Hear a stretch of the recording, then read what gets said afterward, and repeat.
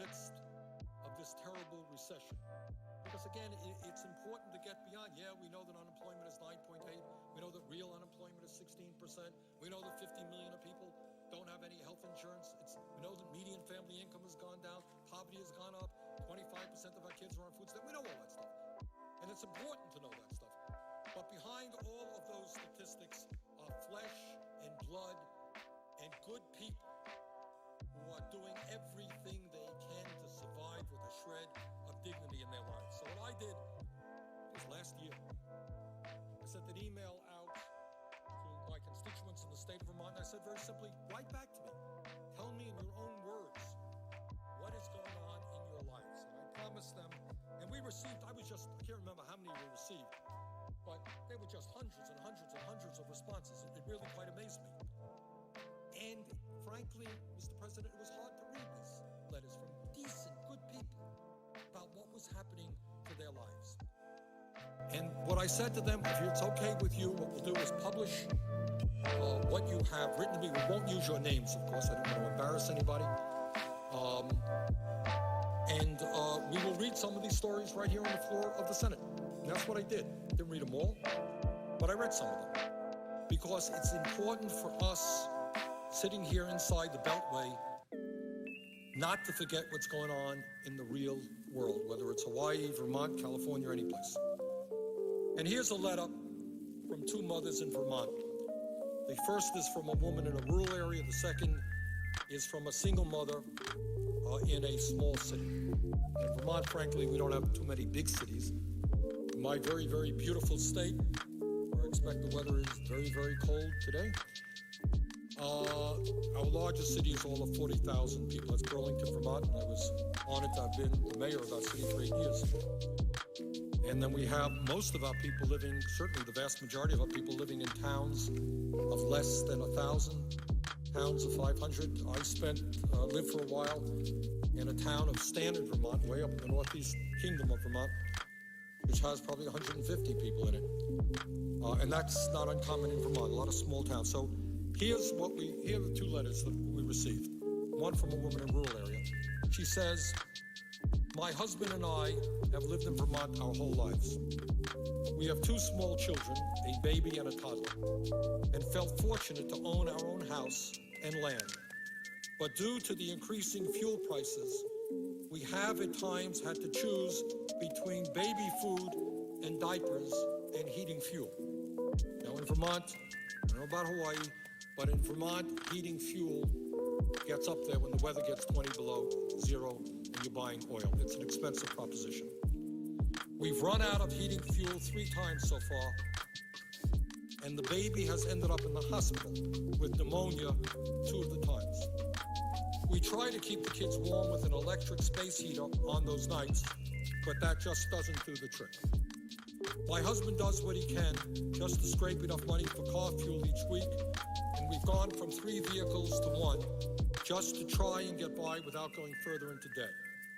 We were going to sell the house and rent, but the rent around here is higher than what we pay for a mortgage and property taxes combined.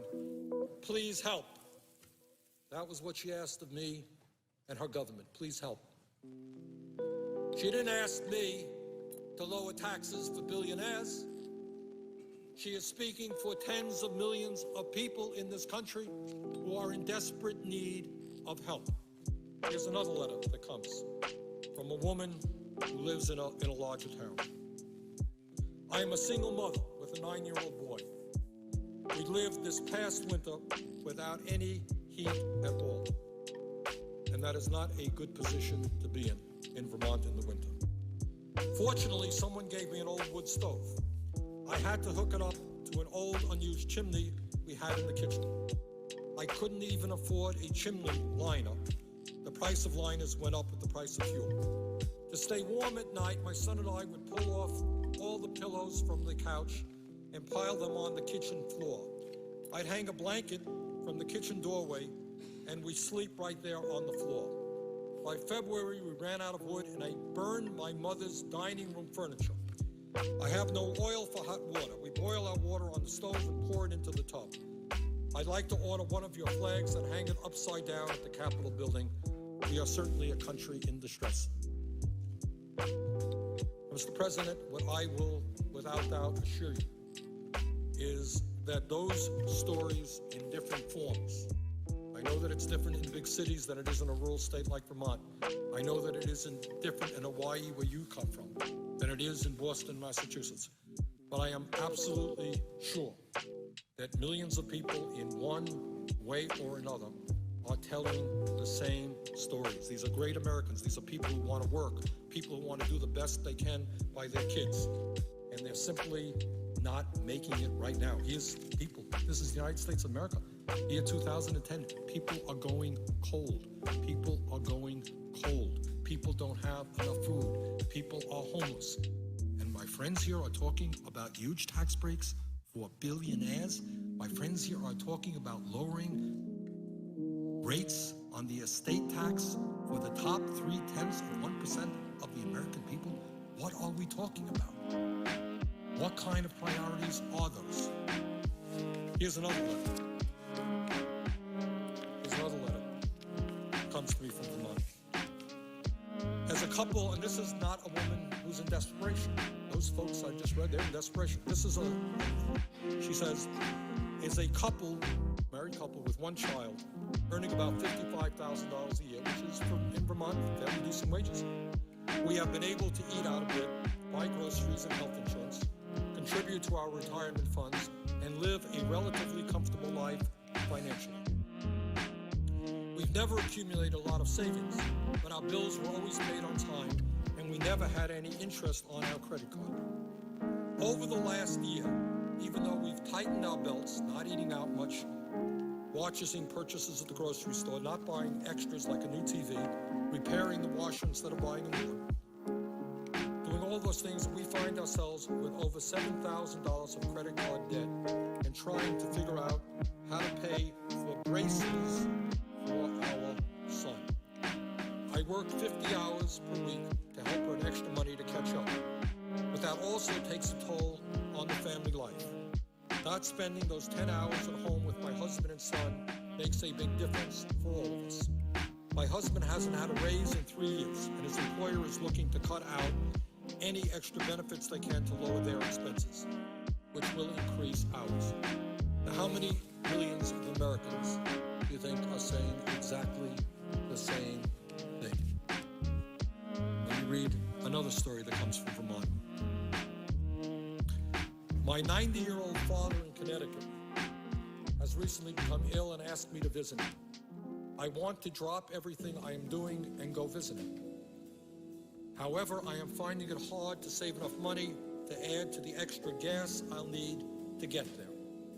I am self-employed with my own commercial cleaning service, and money is tight, not only with gas prices, but with everything. I make more than I did a year ago, and I don't have enough to pay my property taxes this quarter. For the first time in many years, they are due tomorrow. Here's another letter that I think deserves to be read. And frankly, Mr. President, I think it wouldn't hurt this body if every member of the Senate, and I know we all get letters like this, every member of the Senate came down here, and we spent a couple of days talking about what's really going on for working families in this country. Sprouting statistics is good. Dealing with, tax deals of $900 billion is fine. But I think we should reacquaint ourselves with the reality of life in America today. And this is what another constituent of mine writes. My husband and I are retired and 65 years of age. We would have liked to work longer, but because of injuries caused at work and the closing of our factory to go to Canada, we chose to retire earlier. Now, with oil prices the way they are, we cannot afford to heat our home unless my husband cuts and splits wood, which is a real hardship as he had his back fused and should not be working most of the day to keep up with the wood. Not only that, he has to get up 2 or 3 times each night to keep the fire going. So in other words, what she's talking about in Vermont, a lot of people heat with wood, increasingly with pellets. It's an important source of fuel in the state of Vermont. What she's talking about is her husband who is 65 with a bad back has to go out and cut wood, and in their cases, being old, has got to get up 2 or 3 times in the middle of the night to stoke the furnace and keep the house warm. And again, I remind people that in Vermont, it occasionally gets 20 or 30 below zero. She continues, we also have a 2003 car that we only get to drive to get groceries or go to the doctor or to visit my mother in the nursing home 3 miles away. It now costs us $80 a month to go nowhere. We have 42,000 miles on a 5-year-old car. They can't afford to even use the car.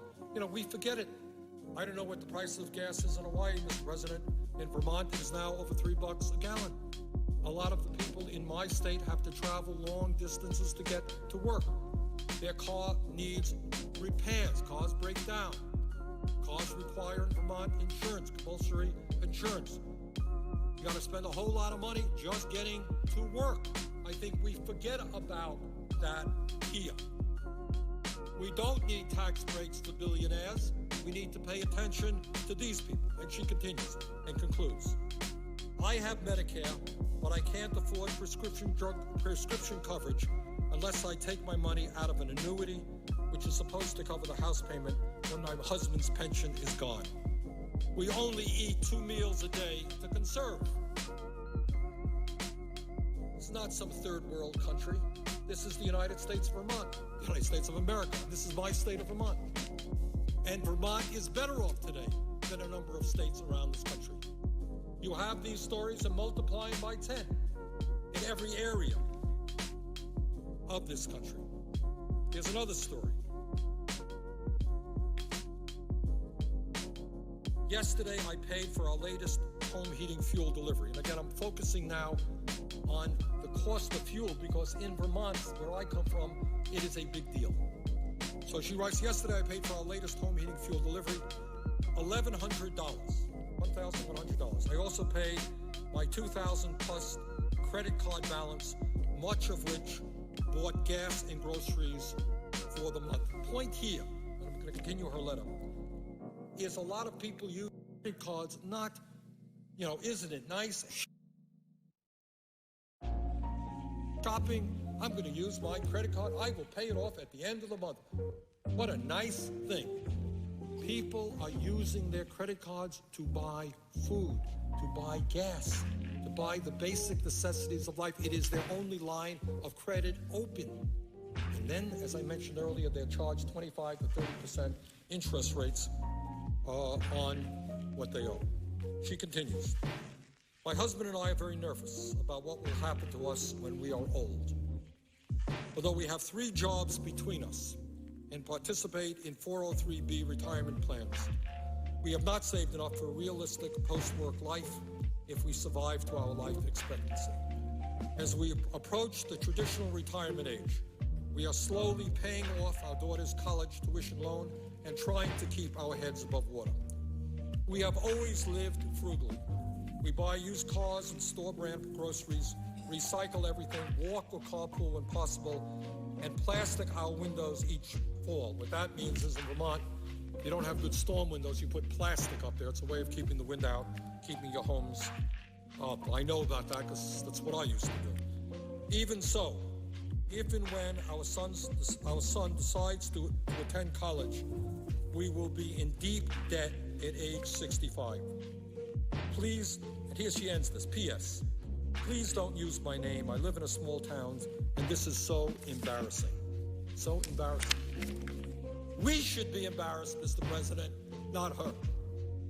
We should be embarrassed that we are for 1 second talking about a proposal which gives tax breaks to billionaires while we are ignoring the needs of working families, low-income people, and the middle class. We should be embarrassed that we are not investing in our infrastructure, that we're not breaking up these large financial institutions, that we're not putting a cap on interest rates, that we are the only country in the world that does not have health care for all of their people of major countries. We should be embarrassed, not this wonderful woman who is trying to maintain her dignity. Another letter from the state of Vermont. I too have been struggling to overcome the increasing cost of gas, heating oil, food, taxes, etc. I have to say that this is the toughest year financially that I have ever experienced in my 41 years on this earth. I have what used to be considered a decent job. I work hard, pinch my pennies, but the pennies have all but dried up. I am thankful that my employer understands that many of us cannot afford to drive to work 5 days a week. Instead, I work 3 15-hour days. I've taken odd jobs to try to make ends meet. This winter, and that was last winter, not this winter, after keeping the heat just high enough to keep my pipes from bursting, one of the problems you have when you live in a rural state and it gets cold is your pipes can burst, and then you got to spend a fortune getting them repaired. This winter, after keeping the heat just high enough to keep my pipes from bursting, the bedrooms are not heated and never go above 30 degrees. What happens in Vermont, if you have a home in the wintertime, you don't have a whole lot of money, you kind of close off rooms in the house because you can't afford to heat the whole house. So people live in a smaller area. She said, this is what she said, she continues, I began selling off my woodworking tools, snowblower, pennies on the dollar, and furniture that have been handed down in my family from the early 1800s just to keep the heat on. Today, I am sad, broken, and very discouraged. I am thankful that the... Hello, everybody. We're back. How's everyone doing? Once again, we are live. DJ Shannon, thank you for the 6 months. I don't know why that didn't let you read it out. Probably because you said ass. But thank you for the 6 months. Who else is subscribed before I went live? Dylan Alaska, thank you for the Jeff Bezos bucks. I think that's it. All cops are bad cops. Sam Crew, thank you for the Jeff Bezos bucks. We'll have to see how, folks. I hope everyone's doing well. I obviously took yesterday off because I don't stream on Fridays anymore. And yeah, we're finally back. What color is my hair? It's like dirty blonde or something. I don't fucking know. Yeah, my hair's sort of messy. I didn't take a shower today. Do I know Proletaire? I do. What's happened since I've been gone? Trump stuff has absolutely happened. I mean, as usual. I'm starting to believe that he's gonna live. Oh, is there a Tucker Carlson? Trump joins Tucker for first on-camera interview? Oh, Jesus. I think he's gonna survive. I don't think he's gonna die. That's my belief at this point. Yeah. I think that the most absurd answer was him dying, so I thought it was gonna happen, but I don't think it's gonna happen. I'm sorry, I guess, if that makes you guys sad. He is gonna lose the election, though. Absolutely, 100%. He's gonna lose the damn election. All cops are literal Shrek. Cops. Thank you for the 2 months. PLS, engage in a civil union with me. I have a cat. In a civil union, I guess a cat's. I'd prefer a dog. Not gonna lie. Oh yeah, Hassan went to that fucking rally. That's cool. Let's look. Wait, hold on. I saw a bit of that. That's a good bit. Ellie the comic. Thank you for the 200 bits. Oh shit, hype train. Hold on, let's. So do you want to watch a movie, or should we both just individually sit on our phones and watch TikTok for 2.5 hours straight? Damn. All right, for sure. So do you want to watch a Feels movie? Bad. I guess they sort of are. They give off cuck behavior. How do I prove Trump is a fascist to my global teacher? You don't. I mean, particularly if they're a prof, it's sort of a waste of time, right? Okay. Hype train. We will start the stream with this. Oh yeah, the Tim Pool stuff we can talk about. It's extremely funny. Hold on, I'll turn this down. It's extremely funny that Tim Pool was basically like, lefties are such fucking cowards, they won't debate me. And he's like an idiot, so he's just gonna get stomped. And then a bunch of lefties were like, you can debate me, have me on. I would love for you to have me on. And he's just gonna get his ass rocked, basically. Smash player tried to justify using slurs with a video game. I don't... Is that TOS? Is he using slurs? Because if he's justifying slurs, then he's probably using them. Oh yeah, folks, if you haven't subscribed, there's a hype train. We have 27. Oh fuck, I forgot to add an emote. We have 27. I have an extra emote slot. I forgot to add that. Hold on. Fuck, shit. Yeah, I'll add the vampire one. Oh shit! Fair King, thank you for the 20 gift subs. Let's go. Thank you so much. We love to see it, folks. There was the vampire one. Dodged, I'm sorry. It happens. Let me see it. Emote suggestion. Let me see. Oh, and Dr. Dibbles, you added a bunch of, like, boomer stuff for the thing. That's good. Oh, no slurs? Okay. Yeah, Shannon, thank you for the 100 bits. Yes, Abby Shapiro does watch my stream. Hello, Abby. I hope you're doing well. Yeah, lots of celebrities. They love my stream, folks. They love to watch it. Play Angry Birds? Yeah, I'll do that. That sounds good. Yeah, we have 26. What actually should be 27, but I forgot to add the emote. Tier 1 slots if you would like to subscribe. Will I replace the vampire one after October? Probably, because it's like a spooky emote. Where is it? Fuck, I'll add it at some point. Many celebrities are talking about the Liv posting live stream. Yes, absolutely. Do you think Ziad watches your stream? That would be very funny if he did. Just telling on me to his dad. I mean, I don't know how much power his dad has on Twitch. More like live posting. That's true. They misspelled my name. Someone told me I was on the Know Your Meme for Ziad the Activist, and they said I was live posting, which I guess is right because of the stream. What song is this? What song is this, chat? I can't actually remember what the song is. I would like to think that because it's gone up 100,000 views. Is Phoebe watching? Oh god. I shouldn't have posted that. I shouldn't have posted that tweet. Someone said I referred to me as Ben Shapiro or Fem Shapiro on Tinder, and I was just, it was rough. I did not enjoy that. I don't really go on Tinder anymore, but I had to post that. I could not. And she responded, which I guess makes sense, you know? Like, if you think about it hard enough, like, yes, of course she's gonna respond. She knows your Twitter account.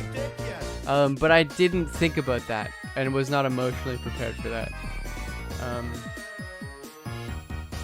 I mean, I unmatched her, so, you know, I don't know when the wedding is. I don't think it's coming up. No offense to her. I just would not want to date a fan, I guess. Sorry to all the fans. I'm sorry to all the fans. Yeah, what else is going on? I owe her a day for posting it. I don't think so. I disagree. Do we like dick? Yes. Liv posting fuck a fan challenge. Absolutely not. I'm sorry. No fuck a fan challenge. Oh, what is this? The Kingston mayor did conversion therapy? Oh, Jesus. Honestly, I'm not that aware of local Kingston politics. I'm there for a lot of my life, proportionally. Denied the charge from a former member and says he does not condone conversion therapy. Jesus Christ. I'm assuming Kingston, Ontario. I'm assuming, yes, no, this is Kingston, Ontario. What the fuck did you just say about me leaking beef? This is a lot for the Savage. I'm sorry.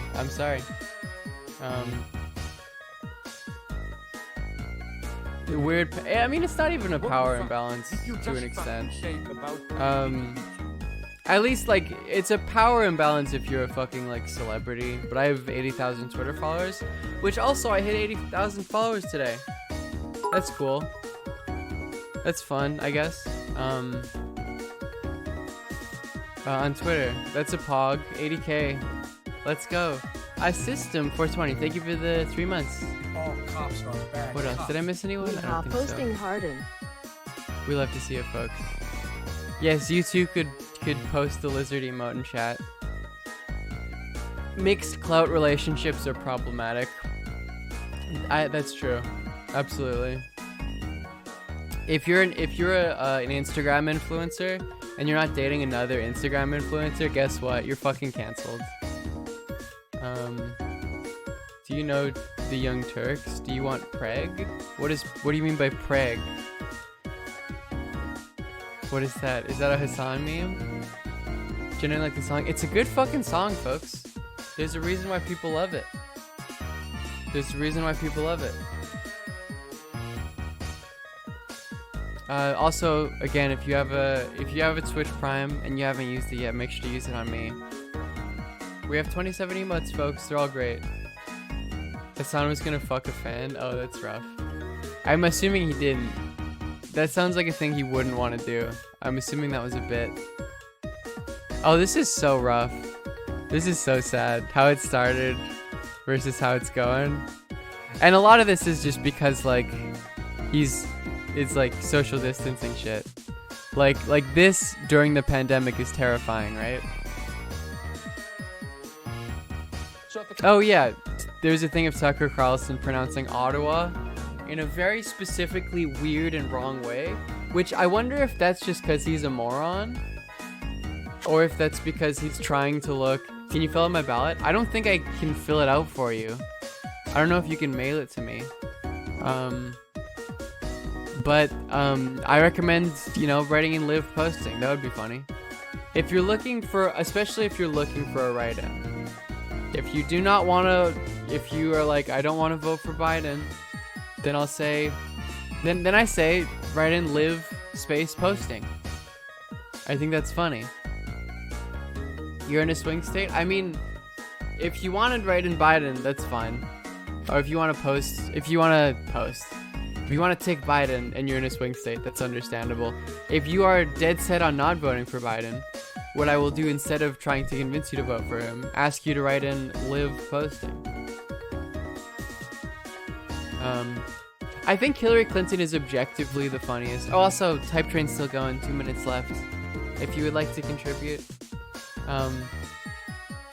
The funniest write-in is, just objectively speaking, is Hillary Clinton. Do you think people should vote for Biden? I don't care. From a moral perspective, is this a moral ought? Because it's probably not doing much. If you want to, then do it. It's really not that big of a deal. Your individual vote. It's funny, there's a lot of people who do this. There's a lot of like very left-wing people who think that the most radical position is to say that like, if you vote for Biden, you're fucking canceled. I hate you so much. It's super important and super bad that you vote for him. And it's like, no, the super left-wing position is like, your individual vote isn't that much of an exertion of political power. So I don't care, whatever. It's not that big of a question. You don't, the fact of the matter is you don't have power, really. And that the best way for you to exert power is not through voting. The left-wing position, meaningfully, is to demystify the power, the sort of aesthetic power of the vote as your like civic duty, and like a very significant thing that says a lot about your politics. It doesn't matter that much. Especially if you don't live in a swing state or a battleground state. And just looking at a lot of the election stuff, it seems like he's gonna fucking lose, or Trump is gonna lose anyways. And seemingly without the support of the left, I guess. So, it sort of doesn't matter, I guess. It's up to you. If you think that, particularly if you don't live in a swing state or a battleground state, it literally does not matter what you think. If you live in California, if you live in New York, for instance, it does not fucking matter what you think. Your vote doesn't matter.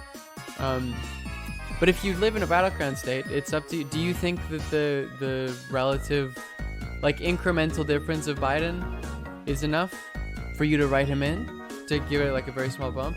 Or do you not think that matters? Or would you not want to vote for, I'm not telling you what to do, I guess. Thank you for the hype train, folks. We love to see it. Level 3 PogChamp. Thank you so much. Good way to start the stream. Yeah. What else is going on? Let's look at Nate Silver. What is this? Oh yeah. I mean, look. I mean, he's fucking.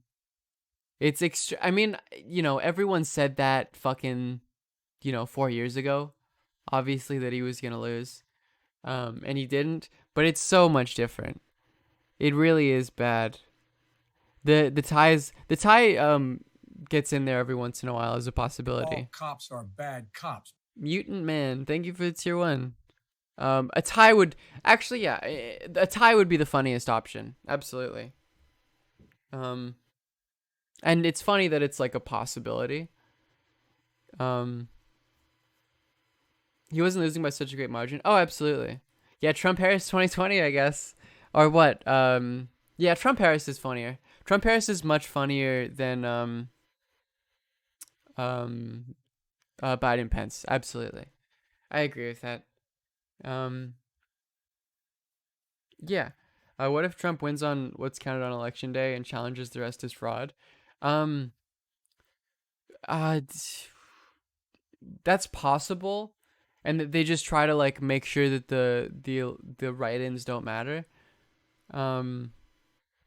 But I guess to a certain extent, especially if you're doing a write-in, then it wouldn't have an effect. But it is a possibility he tries to steal the election. It seems like he's posturing to do so.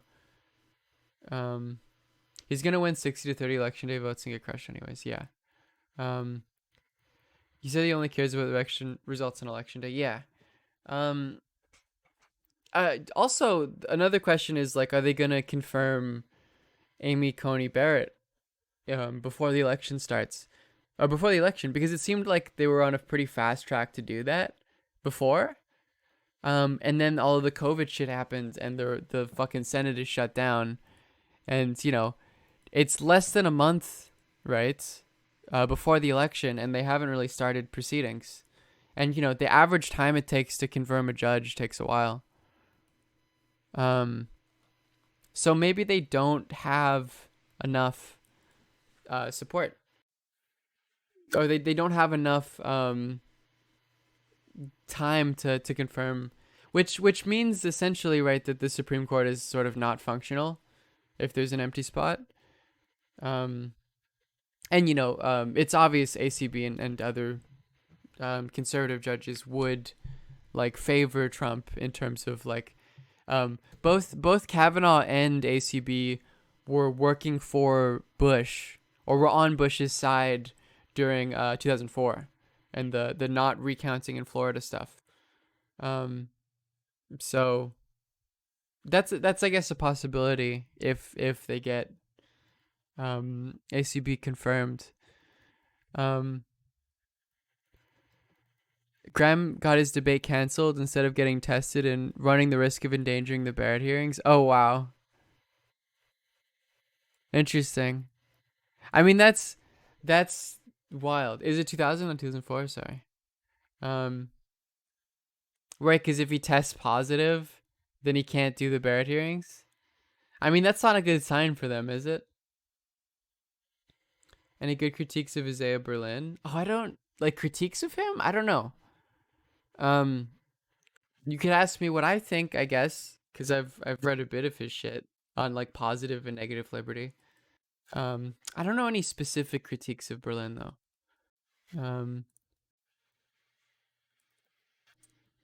Her turn. Yeah, I don't. Which is they're, I guess to a certain extent this is a sign of desperation. Particularly with like nixing a debate doesn't look good, right? They also, yes, they canceled the rest of the debates. I do go to school, yes. They canceled the rest of the debates, which I guess isn't a surprise. And like an online debate would not have been nearly as good. But this sort of, like, the way they canceled the debates makes Biden look pretty good. And is also a sign that Trump is still on one. And we can watch this. Is a sign that Trump is still, like, unwell. Because if he wants to stop the debates, like, it isn't, this is the fucking best case for Biden, right? Because he didn't want to do the debates in the first place because, you know, senile. But he gets to look like he wants to do more of them without having to do more of them. I mean, yeah, Biden is in such a good position to win. Tested positive for the coronavirus late last week. Since then, his public events have been canceled. He's not participated in any interviews on camera. Now he's doing a rally soon, isn't he? He sort of did one today. The president's physician says he has completed his course of therapy for the virus and can return to public engagements as soon as tomorrow. By any measure, it's been a remarkable turnaround. On Saturday, we were hearing rumors. He's not on one here. I'm sure he probably on still Monday, is. He seemed essentially himself. How'd that happen? Well, to learn more about the process of the president's... The third debate is still scheduled? Okay. Regardless of the fact that Trump didn't agree to them? Dr. Mark Siegel spoke to Or he didn't Donald agree to Trump the today. second debate. It was, as we said, his first time talking on camera about what happened. We should know that these are very unusual circumstances. Normally, we'd send our own camera crew into the White House to interview the president, but because his diagnosis was just a week ago, Ellie, thank you we for the had to 100 rely bits. on the White House camera team for that interview. Dr. Siegel interviewed the president from New York. Here it is. I mean, I'm President sure Trump. Welcome. I'm sure Trump is going to cancel the third one if he canceled the second one. This is not officially a televisit, though, as you probably realize, I've done hundreds. But I hope you'll indulge me and let you be the patient, and I'll be the doctor here. And I promise you, Oh, this no is good. copay. Okay. This is good. Biden is like a puppet of Castro Chavistas, like Crazy Bernie, AOC, and Castro lover Karen Bass. More like Karen Bass, am I right? Or Karen Bass? Reported by socialist Gustavo Petro, major loser. M19 guerrilla leader. Yeah, great. I mean, isn't that's what being Big Tent is, right? Is being supported by a former M19 guerrilla leader, as well as being supported by who is it? Ana Navarra, whose dad was a Contra, and like sort of semi-openly says the Contras are good. Okay. Sounds That's a good Big to Tent, me, Mark. baby. So the first question is what we call the chief complaint, which is, briefly, how are you feeling now? I feel really good. I feel very strong. I know a lot of people that have had feel the great. COVID or the China virus, as I call it, because it came from China. Thanks, But Trump. I feel we got really, it. really strong. I picked and up on a lot that. of people don't That feel was that funny. way sometimes for a while afterwards, but very good. What about symptoms that you had last Friday, like when you went into Walter Reed? What were the two most prominent symptoms that you had? I think didn't feel strong, feel really strong. I didn't have a problem with breathing, which a lot of people seem Oh, to yeah. have. Oh, I had totally none no. of that. He wasn't on I oxygen. didn't feel very strong. I didn't feel very vital. I didn't feel like the president of the U.S. should feel. And I knew there was something a little bit off. There's something, I mean, you can deconstruct that. I mean, do you even have to? It's fairly obvious. Like, this, like, sort of The machismo. Doctors at Walter Reed were incredible. They Such a came from weird way of, like, phrasing being sick, Johns right? Hopkins. It's when he says, like, don't let the virus dominate you. They came from everywhere. like, what It's the good fuck? to be president, I guess. But Are you going to they do The were Secret? Really great people. But You're going to I would say visualize? more weakness than anything else, Mark. You know, Mr. President, I got to I tell you felt something temporarily low confidential. energy. My patients never listen to me. In beta. No matter how hard I try, they don't do what I say half the time. Yeah. Did that occur to you where the doctors were telling you something and you were negotiating with them, or did you just do what they said? I did negotiate, but ultimately I have a lot of respect for these doctors. They're really the best doctors, I think, in the world. And Walter Reed, I've seen the work they do on the military and people coming in so badly injured that like you've never seen before. I have a lot of respect, so I really tended to listen, but generally maybe I wouldn't. But I did tend to listen to this group. When you were in the hospital, what was bothering we you like the Dick? most? Yes. What were you feeling? Have Doug. Thank you for the I 5 gift just subs. think that Much it was appreciated. just Thank you you. were tired. You were, it was just getting to He you. doesn't from the want to talk standpoint about you didn't any have of that his same actual energy level. symptoms. What the fuck? And You you just- know, I was- life is I based started a little feeling bit on down. energy, and you didn't have it. And I don't know. It could have led to bad things from that point. I don't know, but I got lucky, I think, with a certain medicine. But it really Republic, was thank you for the something. 4 I took a months. certain medicine that was. Is he not very going to mention it miraculous now? to me, I think. I really don't believe it's just in the head either. I think it's. I really believe it worked. Were you scared? Were you frightened? Well, I took the Oh, there we go. Regeneron. There we go. And Eli Lilly makes a similar, very similar There we medicine, go. but you have Regeneron, you have the Eli Lilly version of it. And it just, within a period of 24 hours, I felt very different. Oh, I wait, think let me see this. In several phone calls last week from the presidential suite at Walter Reed National Military Medical Center, Mr. Trump shared an idea he was considering. When he left the hospital, he wanted to appear frail at first when people saw him, according to people, with knowledge of the conversations. But underneath his button-down dress t-shirt, he would wear a Superman t-shirt, which he would reveal as a symbol of strength when he ripped open the top layer. The source is the New York Times. That is, who the fuck said no to this? Who the fuck said no to this? What the fuck is wrong with them? NewYorkTimes.com. That's how, like, the fact that the White House staffers aren't fucking loyal. It's not an S on my world, it stands for hope. Why would they not just let him do this? Just be a yes man to Trump. We could have had this. We could have actually had this. It could have been a real thing that happened, and they had to take it away from us. That sucks. I could have left the hospital a lot earlier, but it made a tremendous difference, What is Mark, this from, and Pat? markedly so. Oh and, yeah, and, yeah. This ad is great. I just felt very good. You would have sort of a sore throat, just to add to So what there's we were one saying, of your symptoms. But I felt really very, very good after taking this for a period of time. It's a transfusion, not a shot. Which again, and, like all of the perspective of this is just like getting people to think the virus isn't a big deal, and you just need the secret new drug. You know, I'd like to send it to everybody. In fact, I've said I'm going to send it to everybody.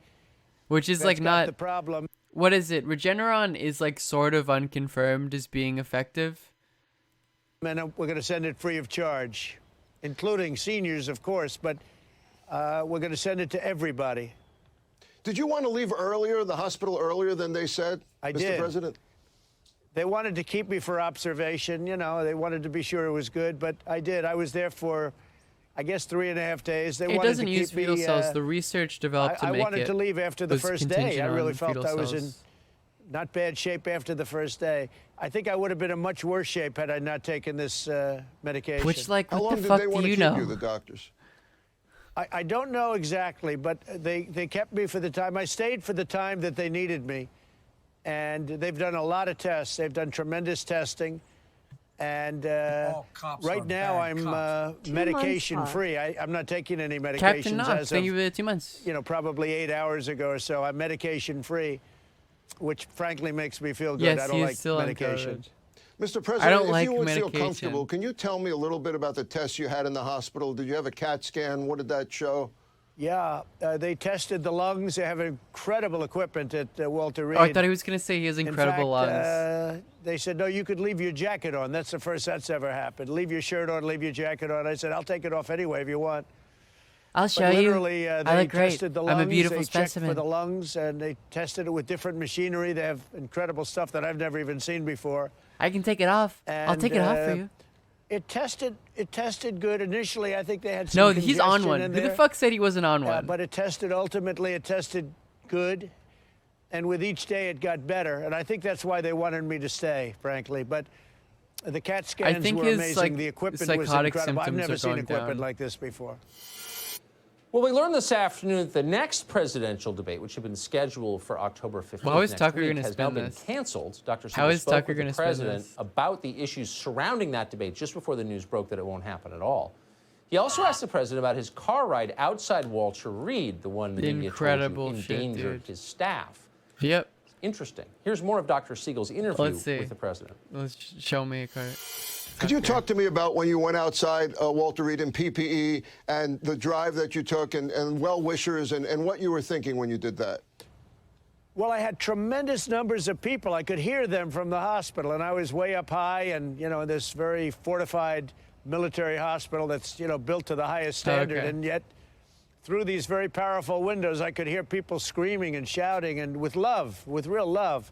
And after It's 2 his days, I fans. said, you know, I want to go out and say hello to the people. And I went to Secret Service, and these are the people that are with me all the time. Just dying because the president wants to say hi to his moron fans. And they said, we have no problem, sir. I said, I just want to take a drive by them and just wave. And you saw what happened. It was a great display of love out there. It's what a sad way. Like like the Secret Service prepare themselves to like jump in front of a gun, to take a bullet for the president from like an assassin. And the way you die is just fucking get in the van.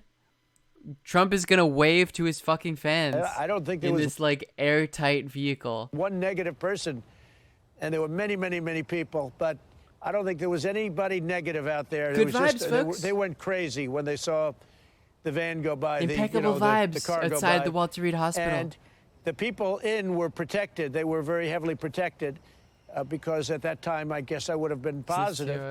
But they were very, very protected. Oh, probably. And they've been with me, you know, they've been with me for a long time, and they understand. But they also thought it was very important. I thought it was very important to show my affection for them. They were standing out there 24 hours a day. You saw that. I mean, every time you'd be on television, you'd see them in the background. They fucking love him. And I just Because again, like, you know, I love the people who are doing that shit, which is like, you know, 10% of the population, are gonna still love him in January when he has to step out.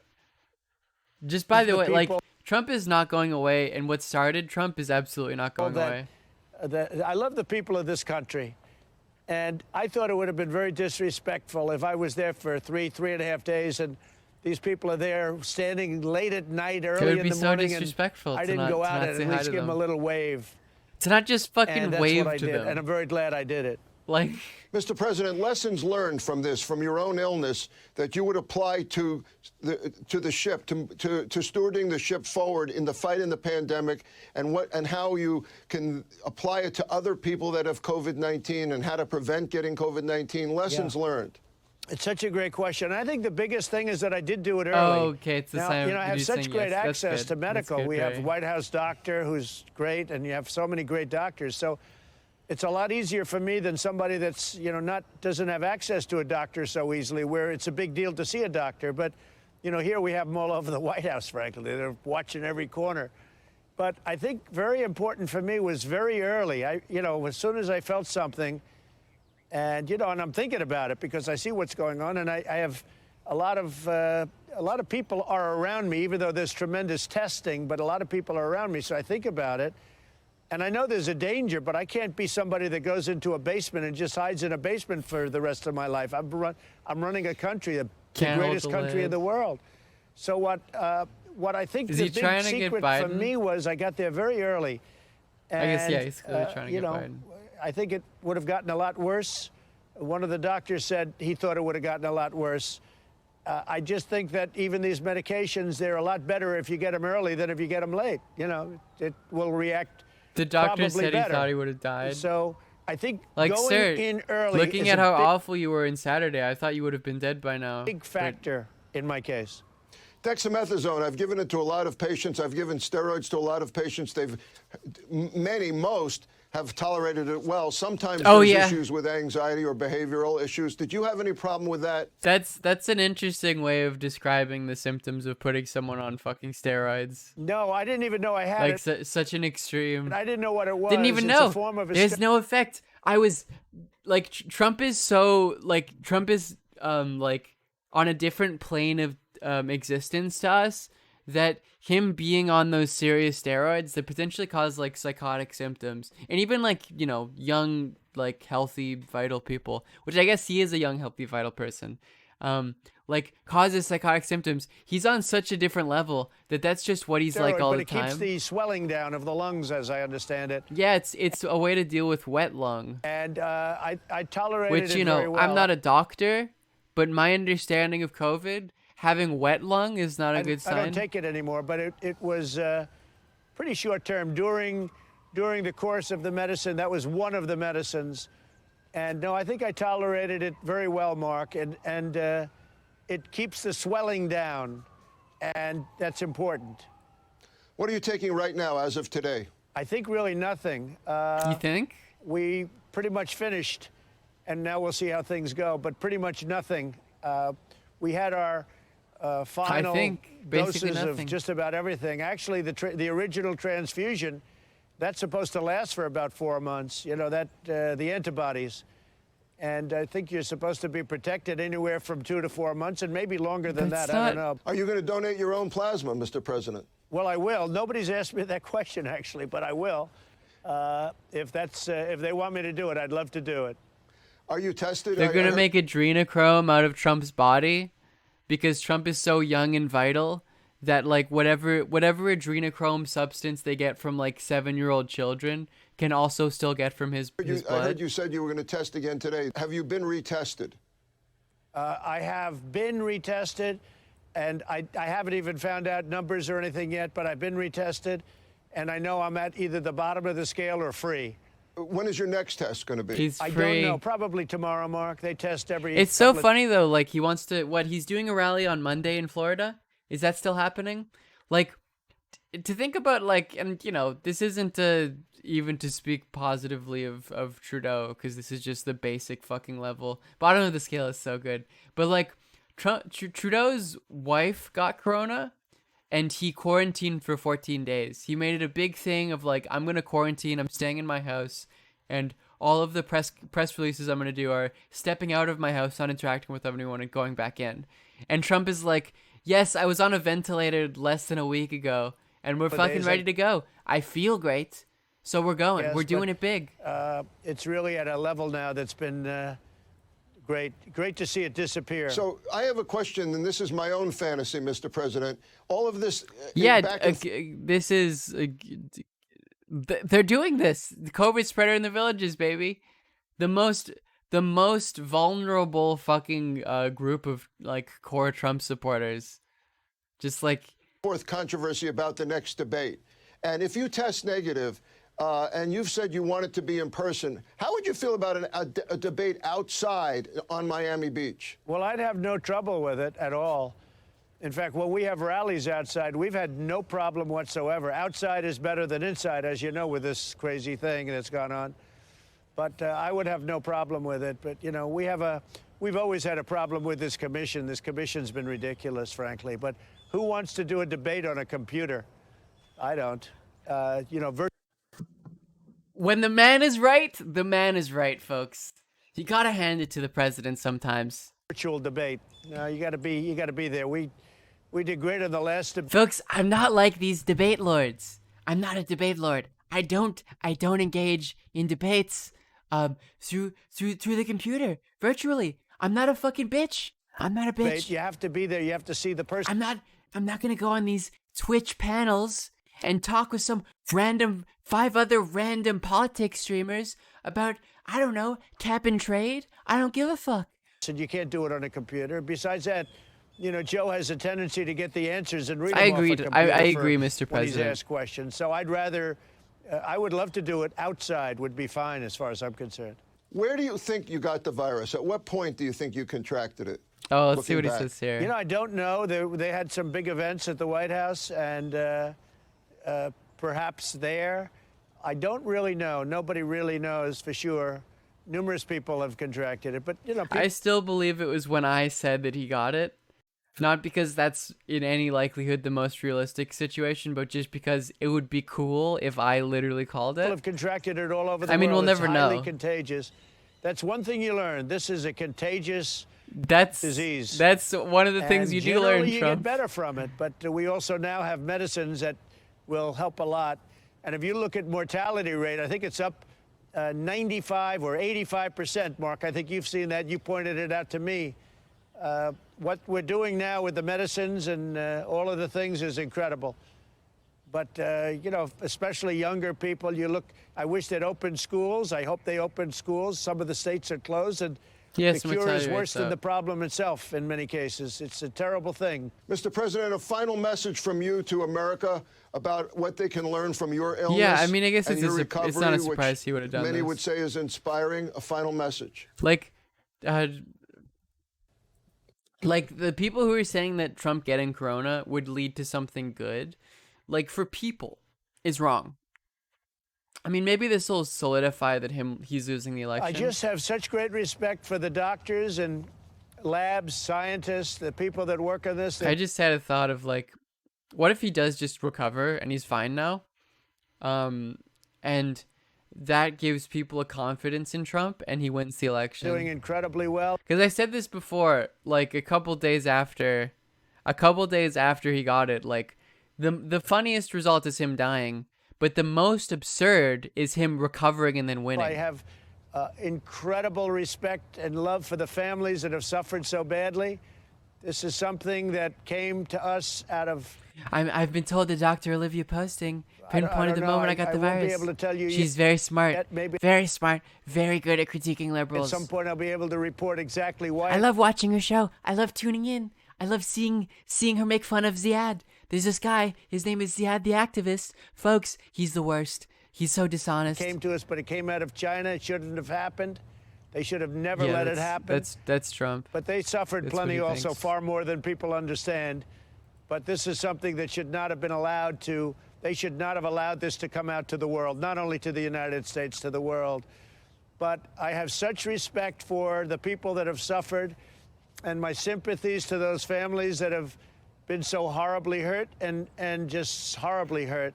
From what, Trump? And again, horribly hurt the from respect for the doctors and for the technicians. R.I.P. to you. R.I.P. to your grandma, but I'm different, though. And for the scientists is incredible because I've seen what they've done. And it's incredible the job that they've done in a short period of time. Over a 6-month period, the job that they've done is incredible. And you'll see that very soon with the medicines and with the vaccines. Mr. President, I really appreciate that last answer and the interview, and I want to tell you how much it means to us that you appeared for your first on-camera interview tonight on Tucker Carlson tonight. Thank you so much for joining me. Oh, so this was on Tucker Carlson? It's my great honor. Thank you. But he wasn't interviewed by him. So this is also his public event, which we can watch too. These are sort of so it seems, yeah, I guess the thesis, nice shirt, thank you.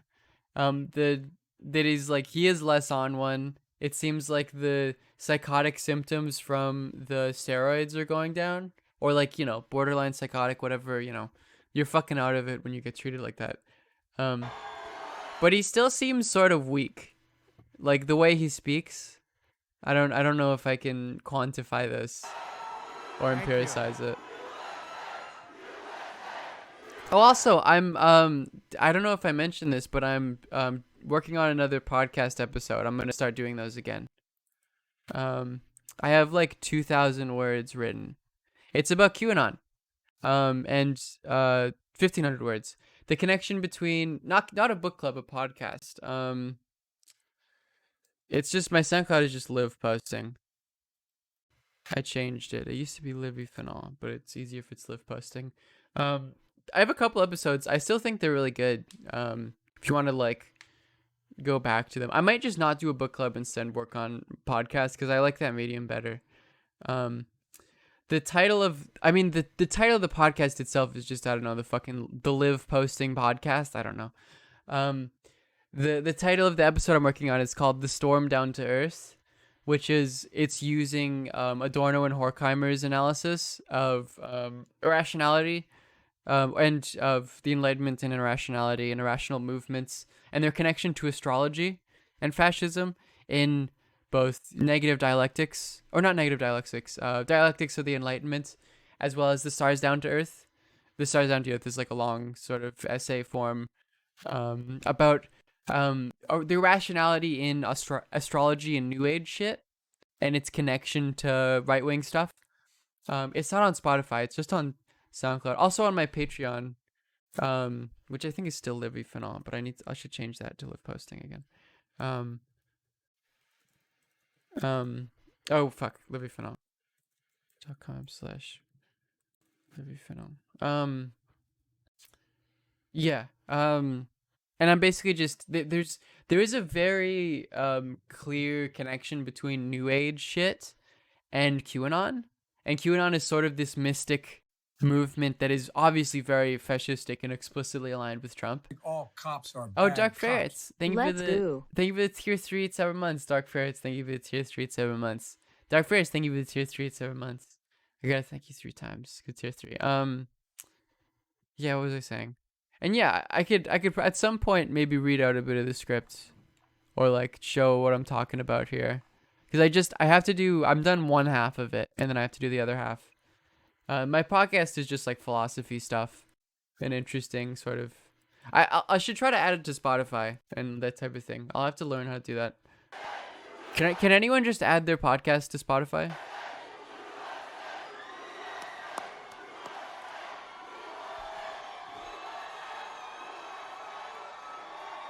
Yes, I have not updated my podcast in a very long time. But anyways, for now, let's do the Trump stuff.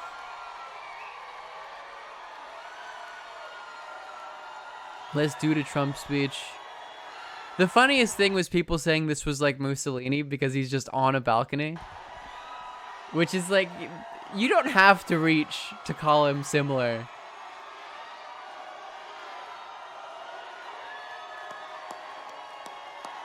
Taylor, do you want to edit it? I mean, I just sort of talk.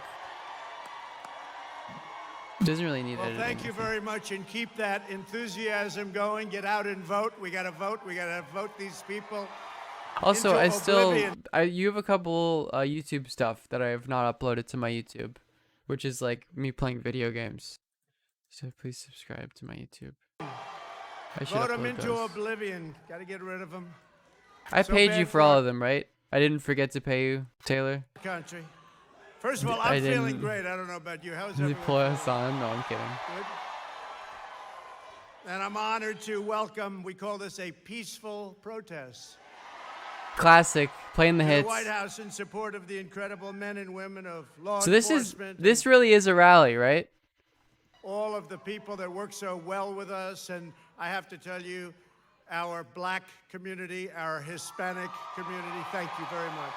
Thank you. I wonder what proportion of people in But this before in going the, any the further, thing, I want to the thank crowd are all black. of you for your prayers. I know you've been praying, and I was in that hospital. I was watching down over so many people, and I went out to say hello to those people, and I took a little heat for it, but I do You it wa- again. Let me tell you. You I watch do the it streets, I watch the sky, folks. But I'm back. again. And on behalf of myself and the First Lady, just has been really an incredible outpouring, and we're starting very, very big with our rallies and with our everything, because we cannot allow our country to become a socialist nation. We cannot let that happen. You shouldn't have elected Bernie. They're gonna call him a socialist. That's what would happen. Or worse, by the way. What or happened worse. to Denver? I want you to know our nation's going to defeat this terrible China virus, as we call it. And we're producing powerful therapies and drugs, and we're healing the sick, and What is it Caniso? Canisoan's black exit from the Democratic Party group pays for some attendees' travel to Trump White House event. So they're paying black people to show up for his like meetings. For We're his going to recover, and the vaccine is Incredible. Coming out very, very quickly in record time. As you know, it's coming out very, very soon. We have great, great companies doing it, and they'll be distributing it, and we will through our military very, very rapidly. Through the power of the American subtitles. spirit, I think, more than anything else. folks, we're talking about Science, Geist. medicine will We're talking about Geist. eradicate the China virus once and for all. I've been We'll get reading rid of this it all over the philosopher, world. You see amazing big philosopher, flare-ups folks. in Europe. Frederick Flare-ups in Hegel. Canada, very big flare-up in Canada. You saw that today. That's true, A lot actually. Of flare-ups, Not but, nearly as bad it's in going to America. disappear. It is disappearing, and with vaccines are going to help. And the Not nearly as therapeutics bad as are what's gonna going help a on lot. in America. I just want to thank everyone this afternoon. What beautiful colors! Where did you get that color, Candace? Coronavirus is the worst Where it's did ever that been come in from? Canada right now, I believe. Not in terms What a of death beautiful toll. color. I want to get one of them. I want to put one of them on instead of a white shirt. What is fucking... I want to thank you, though, seriously. Every day, more black and Latino Americans are leaving behind left-wing politicians and their failed ideology. That's what they are. They failed for many years and many, many decades. Democrats have run nearly every inner city in America. He hasn't coughed yet, no. And I mean for 100 years. And their Canada doesn't policies have any delivered as many nothing but mask deniers, but calamity, they absolutely do. poverty, and trouble. Sleepy Joe Biden's betrayed black and Latino Americans. If you think he can I mean, run this that's country, you're true. wrong. He has, but you did it worse than For him. half a century, shipping your jobs to China. That's what they've been doing. We're bringing the jobs back. We've been bringing them back. We've been charging China a lot of money, too, with the Look at tariffs. this A lot of friggin' money, Cheeto billions giving and a billions of speech. dollars. Lucid, thank you for the 9 Opening your months. borders to mass I hope you're doing illegal well. immigration. Shout out to Lucid The Fox. wall Follow is them. now They 380 stream in the miles long. mornings It'll usually. soon be finished. Totally Trapping us in endless foreign wars. These connected to ridiculous my foreign streaming wars that schedule. last for 19 We love to years, see so it. People are coming back home, you know that. And selling you Yes, out they're to great. the rich globalist Yes, Wall the Street donors. he's back. He's like his regular Cheeto Hugh as well. They have the Wall Street donors. He's a freaking Cheeto, They folks. want We the got Wall his Street ass. donors. Someday somebody's going to have to write a little story about I'm that. gonna call him a Cheeto and he's gonna resign. Black and did Latino it. Americans are rejecting the radical socialist left, and they're And the Secret embracing Wars. our pro. Oh, that was so awesome. The story about how the Taliban like endorsed Trump, but like their reason for endorsing Trump was like he's gonna pull out troops, and it's like yes, that's the Democrats not pulling out troops from Afghanistan, like you got him on the good thing he was doing, which is pulling out troops from Afghanistan. Why the fuck are there still troops in Afghanistan? Pro-jobs, pro-worker, pro-police. We want law and order. We have to have law and order. And pro-American agenda. I want to thank the Blexit Foundation for organizing Oh this my event. Thank you fucking very God, much. dude. Thank you. Thank the And Blexit especially your two Foundation. founders, two friends of mine, great people. Candace Owens and former Tucson police officer Brandon Tatum. Thank you both. Of course. Great Incredible. job. What a great job. Two really brilliant, smart young people. Great. Absolutely, And dude. thank you very much for being here. We really appreciate it. Candace, Hitler was So you fine just until he marched expanded outward, Owens. To the White House because you On Sunday. understand to protect Classic. the lives of black Americans and all Americans, you have to have your police support you. I mean, You have to Candace have is that. truly a moron. If like, the left impressively gains so. power, they'll launch a nationwide crusade against law enforcement, and they've already done that. And you see them. They're doing that at a level that nobody's ever seen before. The other day in the debate, Biden couldn't even use the words law enforcement. I said, say law enforcement. Say law enforcement. He and didn't he was say bailed that. out by the anchor. Then I said very simply. He did I not said, say that. Name one law enforcement group that's supporting you. He couldn't do it. But he was bailed out by the anchor. Second time bailed. He got bailed out by that Fake anchor news a lot. media. Taking their funds away, their firearms, their fundamental authorities, taking everything away, including your freedom.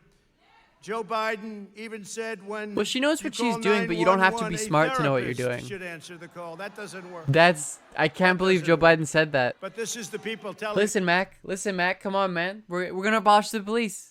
We're gonna see these cops. They're not working. They're not. You know, we need money for social services, not police officers. Because come on, man. You know the cause of this is socioeconomic issues. And what? Because You he gotta doesn't come on, say. man. Read Prison's Absolute by Angela Davis. He's told what to say. You saw what they introduced today. They've It's gone my through a period prison of abolitionist, years. Joe Biden. No fracking, no fracking, no fracking. All of a sudden gets a nomination. He says there's going to be fracking.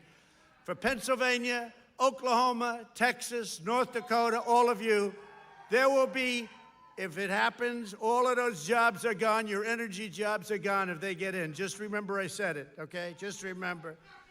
Biden, I don't think so either. There's been...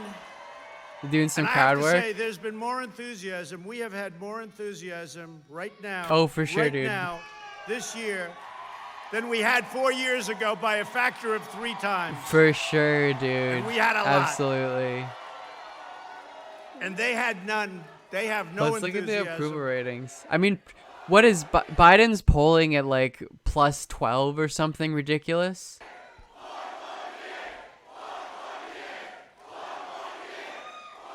It's like an absurd. They have no enthusiasm. In fact, the gap is so incredible. And a poll just came out. I think it said 56% of the people prefer their position now in the midst of a pandemic than they did 4 years ago. Think of what Classic that means. poll. 56. And it's a Gallup poll, and it's the highest poll ever recorded, 56%. The highest Now, tell one. me about that. No, People we are had so it going, happy and right we now. really had it going, and then the plague came in. This from is China. like Trump 2020. People are so happy right now.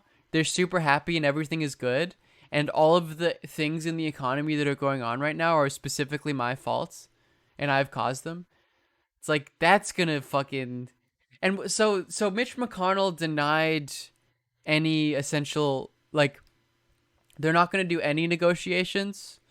Because of like Mitch and Republicans in the Senate do not want any support for like fucking helping people during like the new uptick of cases, especially in the wintertime. But we're getting rid of that, and we're rebuilding it, and it's going to be... I saw a tweet that was like one of the likely situations that's gonna happen is there's no negotiation by Republicans for any deal to like help people before the election. Trump loses and he becomes a lame duck president, and he doesn't negotiate all till January, and then Biden comes in January and has to like immediately do some sort of fucking like people are gonna go for 4 months without any support. Even before. But the homes and churches and businesses of Black and Hispanic Americans, which it did sort of surprise me to see McConnell didn't want any sort of social services or support for people during the virus, or during the pandemic. But I guess like what he fundamentally wants is austerity, and he's doing that in a way that's like looted. You know that they've been vandalized and burned by left-wing fanatics. Is moronic, objectively speaking, moronic. Total bad people. You know, they know what they're just doing. the worst strategy Yet to hold Biden power. likes to call them peaceful protesters. You see people, you see anchors from a couple of the very bad, very corrupt networks standing, and behind them the cities are burning, and they're saying these are peaceful protests, and you look and everything's on fire. And I want to thank our law enforcement, and I want to thank everybody in the community and the community drives for working with law enforcement. I want to thank them. I think we probably have the support of every law enforcement group in this country. Oh, my dog is... I don't know of any that I don't. Maybe there must be some. There must be one. They'll find one tonight. They'll say, no, he misrepresented. But we have a level of support the likes of which nobody's, I don't think, ever seen before. I don't think so. And you're going to see that. And you see how many crooked ballots are being found and turned back in and fraudulent? Just what I said. Then they'll say he doesn't believe in freedom. James I totally Robbo, believe in freedom. That's called freedom. What we're doing is freedom. Hey, Charlie. Tremendous problems with the ballots. 50,000 in Ohio. 25,000. You have to see it. I mean, every day there's a story about ballots. Oh. Some thrown out. They happen to have the name He's on Trump. my bed. Military ballots were thrown out with the name Trump on them. Okay? Tiny But puppy. I think we're going to swamp them by so much. Hopefully it's not going to matter. And we have law enforcement watching. We have law enforcement watching all usually wear those beige? ballots. They're being found for a reason. Left-wing politicians like Kamala Harris, who really did not do very well the other night. By the way, did our vice president do a good job, Candace? Did he? Asking Candace specifically? That was easy for him. No, he did a great job because we're on the side of right. We really are. Cargvis, thank you for your Bezos bucks.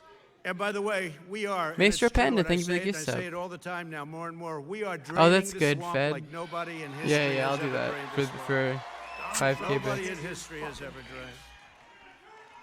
We're here today And thank to you for deliver a paying forward your united gift sub. message to police officers all across our great land that American, and I mean every American, every race and color, we love you. Every race, color, creed, we support you. Folks, how we can honor Trump be you. racist? It's a dangerous profession. They've been doing an incredible job, and I just want to thank He them loves on behalf black of cops. everybody here today because that's why we're safe. In contrast, the Democrats' socialist program and platform, Did we get a and raise? it really is more than socialist. It's not just There's like a socialist, massive it's tick up beyond just now. socialism. He says communist. It's yeah. There you go, about baby. Folks, I've been reading But I Lenin. recently announced my Kev plan Dog, to thank you for deliver 2-1. more I've been reading opportunity, Lenin. security, He fairness, said and socialism, folks. prosperity The goal to of the black socialism, guess what community, it's to the not. Hispanic Folks, community. the goal of socialism, it isn't welfare. Folks, it isn't the minimum wage. The goal of socialism, it's communism. It's communism. They're communist, folks. And you know what it is? I don't have to go over it, but it's the Platinum Plan, and it's going to bring back new jobs.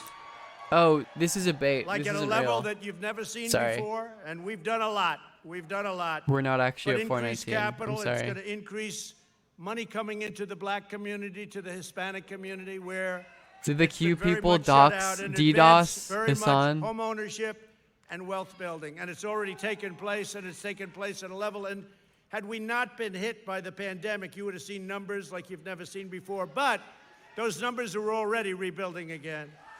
They just aren't. That's the We're thing. going to build up a peaceful. This is just, it's such a shitty campaign strategy, which I guess, their incompetency has been displayed fairly clearly because of how many Republicans got COVID because they just couldn't wear a mask. But like the strategy of saying everything is going great and I caused the going greatness is like people's lives suck. And safer neighborhood program like They're not like getting you they're haven't not getting seen, any help. with the highest standards of policing. We'll create a healthcare system that delivers better care at a lower cost. Obamacare is a disaster. You can't We just wanna say you're going to terminate help it. people. We want to get great health care. Like they're going to That's realize what that we're you're not doing, helping great them. health care, and we'll always take care of pre-existing conditions, always. And I think we're at a point where we're getting, and right now, if you look at what we've done in health care, people don't talk about it. We've done an incredible job. Less expensive health care at a much better health care at a much less expensive price. You can't do better than that. And it's happening, and it's happening fast. Another thing is school choice. You have to have school choice. Charter That's a schools, classic. school choice. Classic school choice. So I make People this love it, statement folks. every once in a while, and people think it's a Which little is bit of just, a charter schools, right? a bullseye. It's like, let's make schools for profit. But we've achieved a historic reduction of violent crime. We signed a landmark criminal justice reform bill that nobody thought was possible to even think about. I did that. Didn't he not? It was not I him. got that done. It was Bernie and And I worked with a lot of Rand people, Paul. but we got it done. The Obama administration couldn't get it done. Biden couldn't even think about it. He doesn't even know what it is. Can someone link We me have the vampire emote We so I have can add that? prison reform. We achieved the lowest black and It's great. It's a classic average. That's not we find Liv posting and share. Get his ass. Hispanic unemployment rate in the history of our Get his country. ass. You got him. His career is over. The black youth unemployment rate reached the lowest ever again in the history of our country. And last year, black and Hispanic American poverty reached the lowest ever in the history of our country. It's How's all it doing building now? back up so quickly. And if you look at what we've done with criminal justice reform, if you look at what we've done with historically black colleges and universities where we funded them, they couldn't get funded. Nobody was funding them. For years and years and decades, nobody was funding them. And if you look at what we've done with Senator Tim Scott of South Carolina, opportunity zones and the jobs created. And I've said it very strongly, and perhaps, I don't know, criminal justice reform, people say maybe that's the best of all, but the fact is they're all great. Every one of them is great. And I say the fact is that I've done more for the black community than any president since Abraham Lincoln. I say it, nobody can dispute it. Nobody can dispute it. It's true. LBJ, the Civil Nobody Rights can Act. dispute it. So No. we are now Jared helped pass a fucking like a bill that lets people out of prison if they're like 70 years old and they're serving a 30-year sentence and they've served 20 years. beginning the fastest economic recovery in history. That's it. We That's created a that's record better than civil 11.4 rights. million jobs just in the last 4 months. That's the fastest ever. The U.S. has seen the smallest economic contraction of any major nation anywhere in the world. So we've seen Okay, the smallest. I added a cheer badge for 5K bits, which is I guess $50, right? An equivalent. Going down. And it's just pointing at the screen and it says Fed. So it's an upgrade of the That's cop an one. incredible statement. Thank you, Our opponents Anvelez. will crush the comeback with unscientific lockdowns. They want to lock everything down. Here we go again. They want to lock it down. No. Yes, that's We're not going to let that's it needed. happen. We're not going to let it happen. So important you get out and vote. You got to get out and vote. So we got a great poll in Florida. Got a great poll in North Carolina. Got a great poll in Arizona. Got a great poll in Nevada. He just says this Actually shit. just got a great poll in Like I'm gonna like, I guess 538 isn't the authoritative source on every poll, but they keep a fairly good. They keep a fairly good, fairly good track of all of these. Where's Nevada? Fairly good poll in Nevada. Like, no, there isn't. I mean, September, Biden +1. October, 2 to 6. A+, Biden +6. He just says it. He's just like, I just got back from the poll office. They're saying our polls, they're excellent. Nevada. I think we're doing really well. I mean, this is in addition to states that we're going to. And Georgia's looking fantastic. Texas is looking fantastic. Bad cops. Big Pog, Juicy pog, K. pog. Thank you Well, for the think 4 about months. Texas. They have no oil. They don't want High oil. love. They don't Hello, want guns. thick They don't stick. want religion. I don't think you're going to win Texas He very called well. me. He called me love. No, we got a great poll in Texas. We're getting great polls all over the place, and they Yeah, understand posting $50 is a lot, so it's a rare emote. it's driving them crazy. I won't do any like And you know why, though? And Candace, it is. 10,000 It's bit because of the ones or spirit. There's a whatever. spirit the likes of which this 'Cause country hasn't seen in a very, very long love time. posting. So I just want to thank you all for being on the White House lawn, this beautiful, great lawn. And I'm very proud of this country. I'm very, very proud. I want to thank all of the doctors and labs and scientists and all of the people that are working so hard, because we're way ahead of everybody. But I just want to thank Take most down the particularly you, 419 because you subs? people Why? come out and you come It's out a and good you bit. cheer and you love your country and you get it. You're way, way ahead Yeah, Trump is being relatively normal here. of many, many people in this country. Is this Lib posting Twitch channel? No, it's not. It's the not the country- Lib posting Twitch channel. It's the Liv posting with the Is getting V, it. The country is not a B, a V. seeing something now. Thank you. Thank you. I love you too. I mean, there is core fan base, and they are a fan base, is fucking insane. The people of our country and the whole world is watching are seeing I'm things yeah. It is now that they me putting the subs at 419 out of 420 is predatory. haven't seen You're in this right. country for decades. Live They're posting seeing a confirmed predator. spirit and a resilience I like guess. they haven't seen. I just want to thank you and get out and vote. They are We're gonna chanting, make "We this love bigger you." than even 4 years ago. It's more important. This is the most important election If someone starts a had. Lib posting is channel, more that important- would be great, because then they would be Lib posting. People would call me Lib posting. I'm like, I'm not Lib posting. You should go watch Lib posting. And even 4 years ago, I used to say the most important, and it was true at the time, this is the single most important election in the history of our country. No, that was- Get out and vote, and I love you. Thank you. Thank you very much. Thank you. Thank you. That was probably 2016. Yeah, I'm a predator drone, I guess. Okay. I mean, that was pretty normal. That was pretty regular. That was 1860, I guess, yeah. That was pretty regular. I will say he's doing a bit better. Yeah, maybe he just fucking recovers. There was a situation in which there's a lot of the cases that are very severe.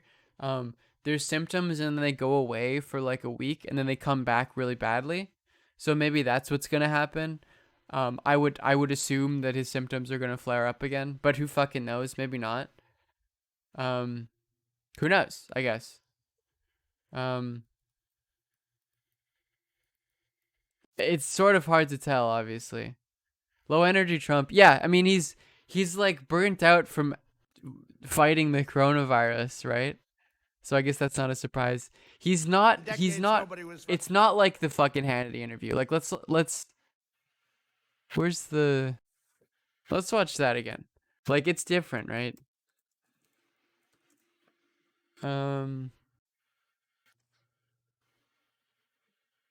Where the fuck do they not upload it? All cops are bad cops. Thick Woo. Limes. Sub 420 ID be crushed if this was a debate. I'm sorry, Thick Limes. Thank you for the 2 months. You are the 420th sub. How about that? Does that make you feel better? I will not be updating the infographic though. Where's the video? Is there no video of the interview? Because yeah, like a day and a half ago, and he was on one then. Maybe he's reinfected with corona. I mean, that would be funny if, like, he literally didn't get it. Like, he stopped having it and then he got it again. Sort of a Bolsonaro situation here. That's not impossible. Who knows? I mean, they're so incompetent. They're so incompetent, the Republicans, at like stopping the virus, that I guess that could happen. Let's watch. This is about McConnell and not bailing people out right before the election. And again, Fox nuked the VOD. Yeah, it was TOS, I guess. And how just it's been, I guess, only about like the shit McConnell is doing is actually throwing Trump under the bus. Sincerely. 10 days since the Trump taxes came out. It's only been 6 or 7 days. I guess it was a week ago, almost last night, that it was revealed that Trump had tested positive for COVID. In the meantime, there really is, I don't know, I saw one of those downfall videos, you know, the one where they had that movie Downfall where Hitler's in the bunker and they had reoriented what he was saying. And it's starting to have that kind of feeling. And I have two, I guess, responses to it. One is good, and the other is that's a little bit scary too. It's both. And Tim Pool Sam Cedar is gonna be so good, dude. I mean, look, on a good day, Donald Trump is irrational, erratic, ignorant, every kind of negative adjective you can apply. But this does have a different feel to it. There's a desperation here. And some of this may be the illness, the steroids talking, but it's also the fact that it's pretty clear that, I mean, he is now down, the average is 10 points in all the polling averages nationally. And in the swing states, in some places where he shouldn't be having a problem at all, like Ohio or Iowa, it's very, very close. So there's a sense of desperation coming in there. And you add on to the fact that his entire campaign now is stricken with COVID, pretty much. I mean, he lost Brad Parscale, through embezzlement and drunkenness and whatever else is going on with that guy. And then the replacement, Bill Stepien, he's got COVID, and I don't think he's going into the office. And who knows how many. We're gonna watch the Cedar Pool. So when is that happening? Is that happening in three or so days? I would love to watch that live. And the entire White House is in disarray. It's a dangerous moment. Tim only wants to do it in person. Oh, he's gonna pussy out. Things where, as much as I, sort of, I mean, I don't mean to have too much Schadenfreude here, but nonetheless, I can't help it. I mean, Donald Trump, nobody deserves to be in this predicament more than him. But he still is the president of the United States. I'm of the opinion it doesn't fucking matter about like whether he deserves it or not, whether it's abundantly clear what the answer, even if it's abundantly clear whether what the answer to that is, because like no one gets what they deserve in a particular sense. There's no sort of immediate cosmic karma in this life, at least, whatever spiritual fucking shit you want to say about that. So I wouldn't invest too much into that. What I will say again is the reason why I laugh at it is just because it's funny and ironic. And the joint. It's not a discussion of like whether he deserves it or not, or whether it's even good for people. It's just it's funny. Quarantining at home. I mean, there's a lot of circumstances here that could be very, lead to some very. My main critique of Berlin and the positive negative freedom stuff is like, it's stupid to divide freedom into two different categories. You are free or you're not. It's sort of there's no like, well, if you look at it in the sense of like freedom from to or freedom, it's like, no, you're like, the only valid conception of freedom is what he describes as positive freedom. It's like, are you able to do things? Unpleasant sort of consequences, and that's not. Do even you have the talking capacity to live your life like this in a good way? This Michigan militia up in Michigan with attempting to kidnap. Opinion on the bi-lesbian discourse? I don't give a fuck. Governor, I mean, this is some. I'm weird... non-bisexual lesbian. I don't give a fuck. Whatever. People take the word lesbian way too seriously as like a very important What the fuck signifier. did you just fucking say about me, little bitch? When I think a lot of like queer theory and older queer people don't really, and this isn't even to defend bi lesbian discourse. Oh, Blue Chairman, thank you for the gift sub. It's just to say it doesn't fucking matter.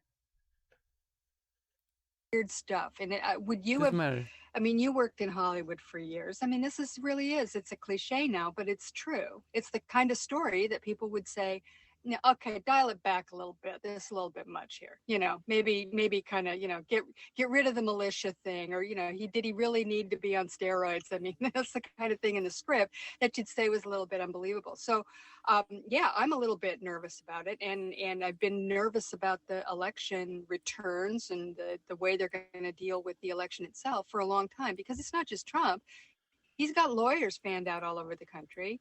And he's, now he's activated the Proud Boys and the Boogaloo Boys and God knows what else. They're the Oath Keepers and all these right-wing groups. I mean, we're in a very delicate moment. Let's just put it that way. Yeah, I mean, earlier this week, the Justice Department put out some type of memorandum, essentially changing. It's not nihilism. It's that people think that like who is and who's not allowed to be lesbian on online discourse is super important, as if like the title of lesbian carries with it a very significant thing, when it doesn't really. I think that's a weird position or weird point to put all of your meaning into, is the title itself. It's sort of beside the point of like what is important for queer people and for their, protection, I think it's been in place and since rights and ability to organize. 1980, if I'm not mistaken, that you do not do it's a anything distraction. in a bi lesbian discourse is a distraction. Public manner involving Good night, any Jeff. type of prosecutions. That's what Hillary Clinton said in August of 2019 around the actual functioning of an election. She said it or for good. Any prosecutions that could in any way implicate an election, right? I mean, if somebody's running for office or somebody's an associate of somebody running for office, you just simply don't do it. I mean, that was part of the reason why people were so taken aback by James Comey reading that letter and making that letter public, I guess a year ago, I don't know, a day or two ago. And but they changed that, and you got to wonder why? Why was that? Why 30 days out from the election have they changed that policy that has been longstanding for since 1980? However, the fact that it feels like, and I doubt that that I don't know how to read this, right? I mean that's the point. And I guess the last thing I'll say about this astral bugs, where it's like, yeah, I mean, like bi/lesbian solidarity, or like, building some sort of connection there, as like we experience very similar sort of systems of oppression and violence, especially when like a bi woman is with another woman, that like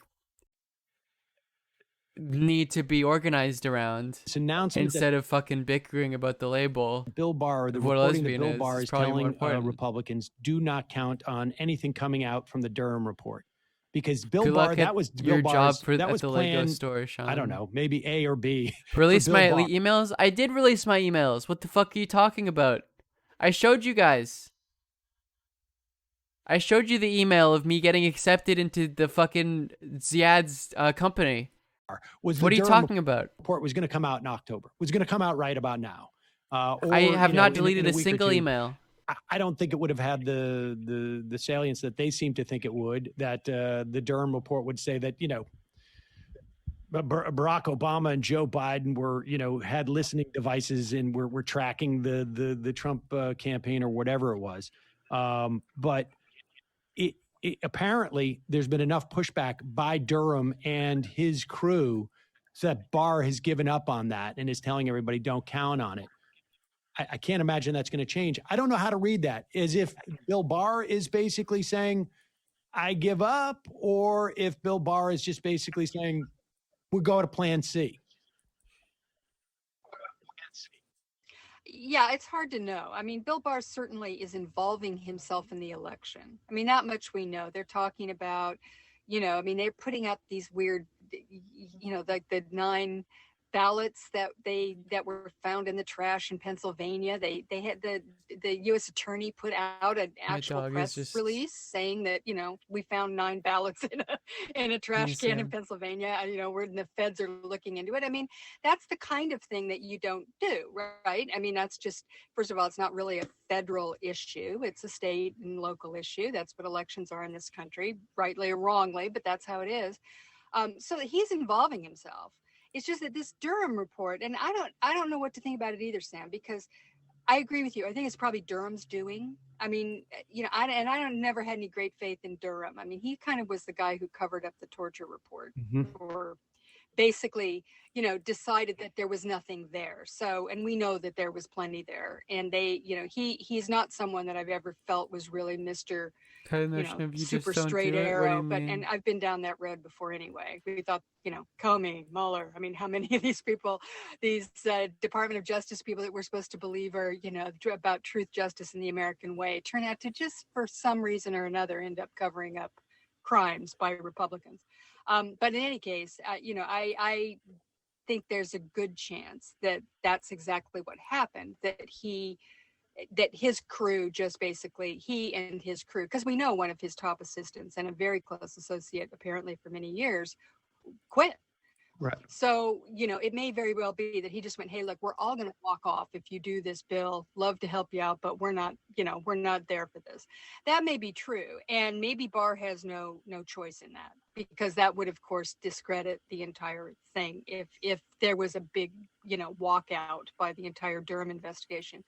But it's interesting. Probably should agree Trump to rules, now, right? And granted, yeah, he's loony, especially when they all fucking break more them loony anyways. than ever, is going all over TV talking about, now he's putting down even Pompeo. He went on Fox News yesterday and complained that Pompeo hadn't found Hillary Clinton. Wow. So an anti-fascist shot and killed a fascist after the fascist attacked them in Denver? Oh, I'm sure that's going to be like a thing, right? 33,000 emails. I'm not happy with that, he says. So he's putting tremendous pressure, obviously, on Barr and Pompeo and the rest of its henchmen. Oh, also, I just have this video of... The question is, what's the capital of Canada? For the record, it's a place called Ottawa. Ottawa? Kamala Harris...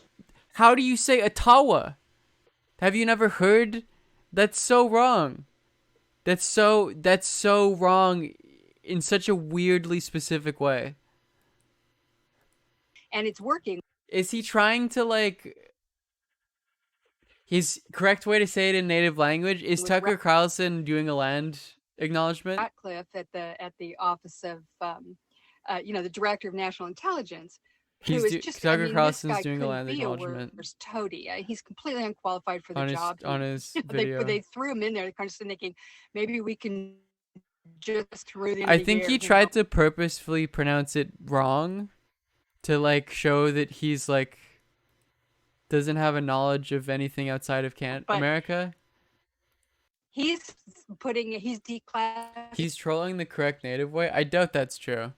Trump is saying, I'm declassified everything. It's just blanket declassification of everything to do with the Russian investigation and Hillary Clinton's emails and everything. And Ratcliffe is sort of throwing out little pieces of information that everyone is saying is completely without context. And, it's very, he's cherry picking whatever he thinks will help. And none of that's helping Trump. This is stuff, it's just going to the Fox News audience that understands the minutia of this weird conspiracy theory that they have going. So, I don't know Barr ends up in that, but let's remember, Sam, he didn't invent this either, of getting involved in elections, because that happened in the Bush administration, and Alberto Gonzales lost his job over it. So maybe Barr is sort of thinking, well, maybe I ought to, his place in history is being challenged here by this, and maybe he's having some thought. I don't know, but it is a little bit strange. I was surprised. Yeah, I mean, I'm surprised by that, and I can't tell if it is. I mean, yes, Ratcliffe seems to be one of the last sort of like people who are staying in Trump's good graces. And we should say Ratcliffe, like he was auditioning. I think it was during the impeachment hearings. I think it was that he was sort of auditioning for this job with Trump, and people were like, "There's no way that he would appoint Ratcliffe there. Ratcliffe has no expertise, and and of course that happened. So we got Trump. He's freaking out now, right? I mean, he's going on Fox and he's saying that Kamala Harris is a communist, calling her a monster. I mean, let me ask you this. So I was watching Chris Hayes' program last night. Yeah, that would be if Trump just declassified fucking everything. He's like, by the way, folks, UFOs, they're real. Aliens, they visited us. Was there literally anything? Because he declassified all of the fucking Hillary Clinton dossier stuff, right?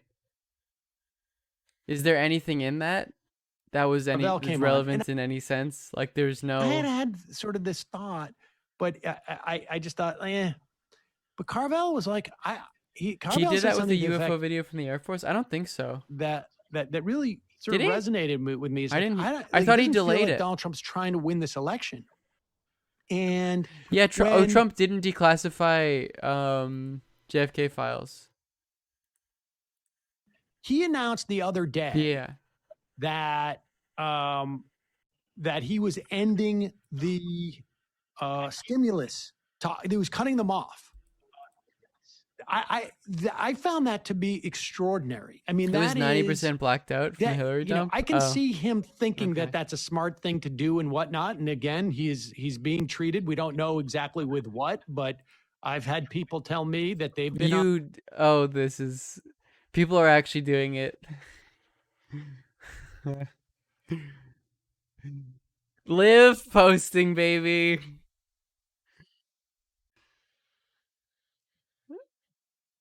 Where is this person from? Are they in the stream right now? Where are you from?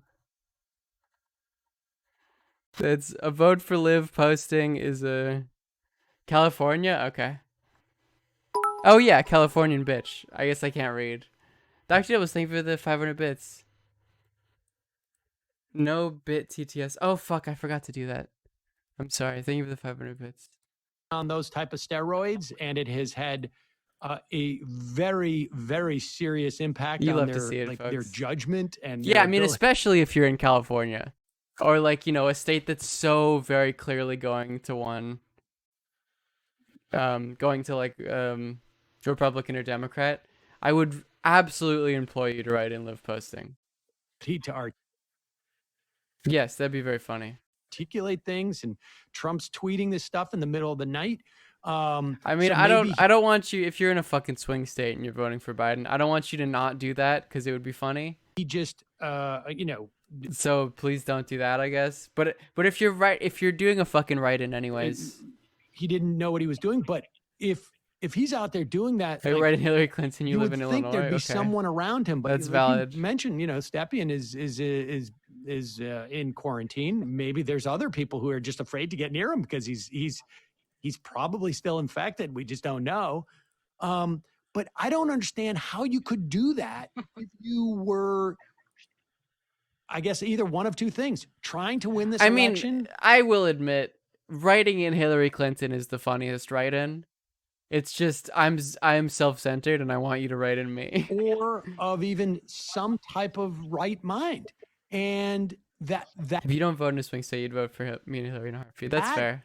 I mean, I can't get mad at you for that. There doesn't seem to be anything left for him at this point. And to it's still her turn. It's Hillary's turn. Basically give the Democrats exactly what they wanted was a statement that the reason why you're not getting any more COVID economic assistance Hillary is my running Donald mate. Trump has decided you're not going to. Like, I don't know what else you could want at that point. Well, I'm sure that Nancy Pelosi did a little jig when she saw that, because it was absolutely the best thing she could have hoped for. Yeah, totally. You know, It I makes wrote you about look this for great. Salon this morning, actually, and It makes the Democrats look great. They're like, I would want to help you guys, but literally the Republicans will not let me. it seems like he's, It's like, I mean, and honestly, I'm not even rooting for it. I would rather Trump just fucking cut a deal with the Dems and to just help people, even if it doesn't help him, just in terms of like the amount of fucking damage that no aid whatsoever to people is gonna do is like until January potentially is like so dramatic. But sabotage the Republicans not working for the Democrats here is objectively himself. so And I awful for looked his at it, reelection chances. and I just think he doesn't know how to do anything else. I think that his idea of dominance, this idea that you got to be strong, you got to be dominant, you got to, whatever. The fact that he got the virus, I think, threw him and made him feel very vulnerable and weak. And the only instinct he has then is to, sort of put out this. We gotta do dumb write-ins and no consequences. Is that what the Electoral College will ensure? Fine, I'm dominant. Let's go. I'm feeling well, and it's just not working because it's not true. The Senate said stimulus would distract from Supreme Court. I mean, I guess that's another reason, right? That makes sense. Feeling well. I don't think there's any doubt that he is. Look, he's a 74-year-old guy with COVID, and I don't care if you have a mild case of COVID. At 74, that's gonna kick curse your stream the way you curse your Twitter. I don't even want to show this on stream. It's so awful. The Obama TikTok. Tough disease, and they gave him a full cocktail of everything that could make you feel better in the moment, but he's sick, and I don't think he knows what to do. I mean, he did a video that said this was a blessing from God, me getting COVID. And the idea is that it made it so that I could take this cocktail of drugs and realize what the cure for, and I did, and now look at me, I'm back and whatever. Well, it was almost like I'm Jesus. I got COVID for your sins. I mean, this is what he was saying. It was absurd. But it was a blessing that he got it for a normal politician, because it offered him a way to completely change the trajectory of this last month of the election, in which he could have, if he had any political skills. Yeah, that's. I would argue that if the Electoral College was removed, it would be way easier to do meme write-ins. Skills at all. Because there's a 4% chance or something ridiculous that that Trump wins the popular vote. Now, come out and say, look, I had he's not winning it. I'm going through this. I understand all. Which I guess the abolition of the fucking show empathy, show his own vulnerability. The Electoral College doesn't mean just popular vote decides it, but it was a path. When Tony Williams, think of it, you that was offered to him to get off of this, trajectory that he's on to lose. I mean, this has been a long-term problem for him that Biden has been, in all the polling averages, but averaging 7-8 points, and now it's gotten worse. I don't know is this important? I guess it's not. They're literally, should I vote for Tiger Cosmos? I am the expert on politics, and I order people around and what to vote for, I guess. And I'm not living up to that responsibility in any respect. I'm telling people to write in my name in an important election. Libs, you can clip that and get mad at me, I guess. John Ortega or Tiger Kennedy Cosmos. I guess fucking Tiger Kennedy, right?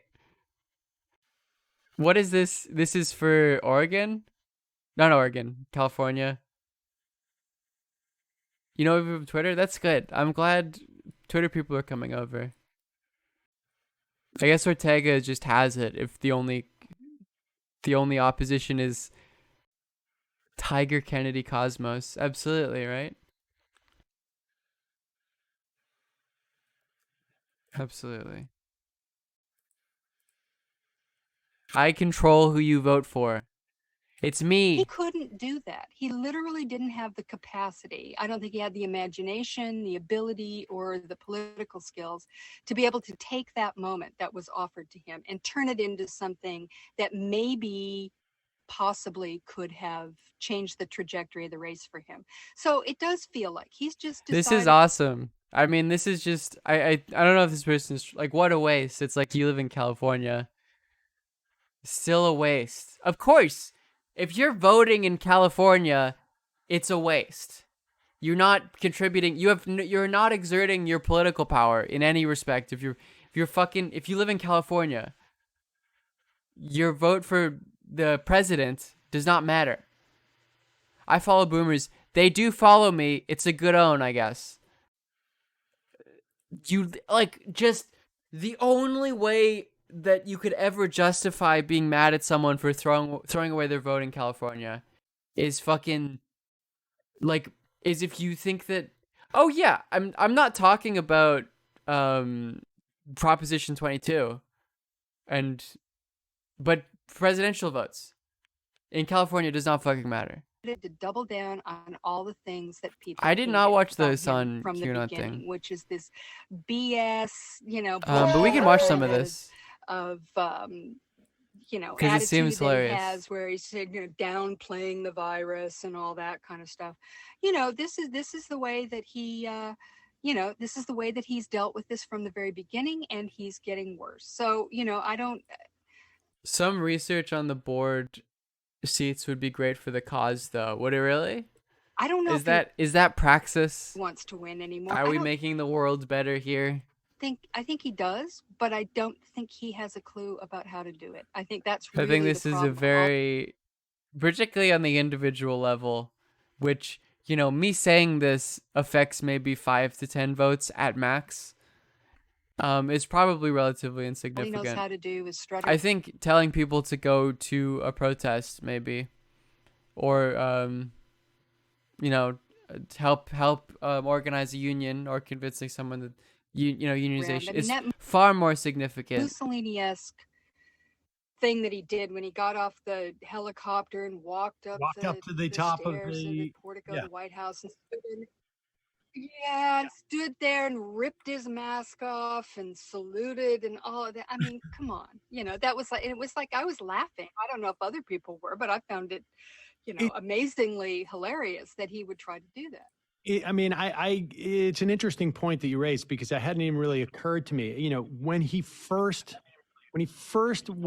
was first reported that he was infected, there was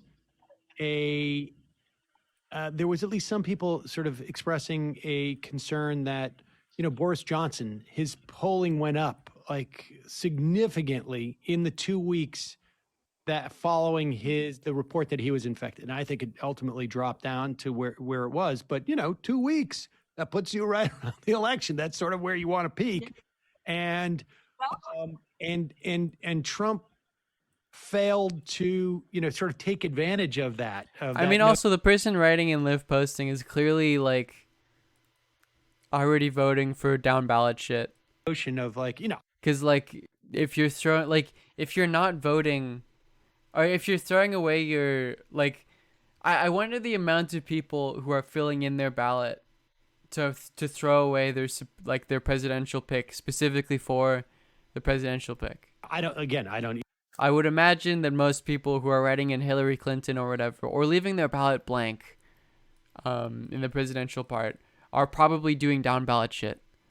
Like you say, who knows if it would have worked? My guess is you're the person voted in Liv. Thank you. And the being voted on propositions are super important. There you go. Sort of hard to believe that guy. Biden voters will leave Prop 22 blank. Yeah, I guess that's a more important thing to talk about then, isn't it? Having a revelation at this point is resistance libs who are far more concerned about writing in yes queen and yes king Biden and Hillary, but and not doing down ballot shit.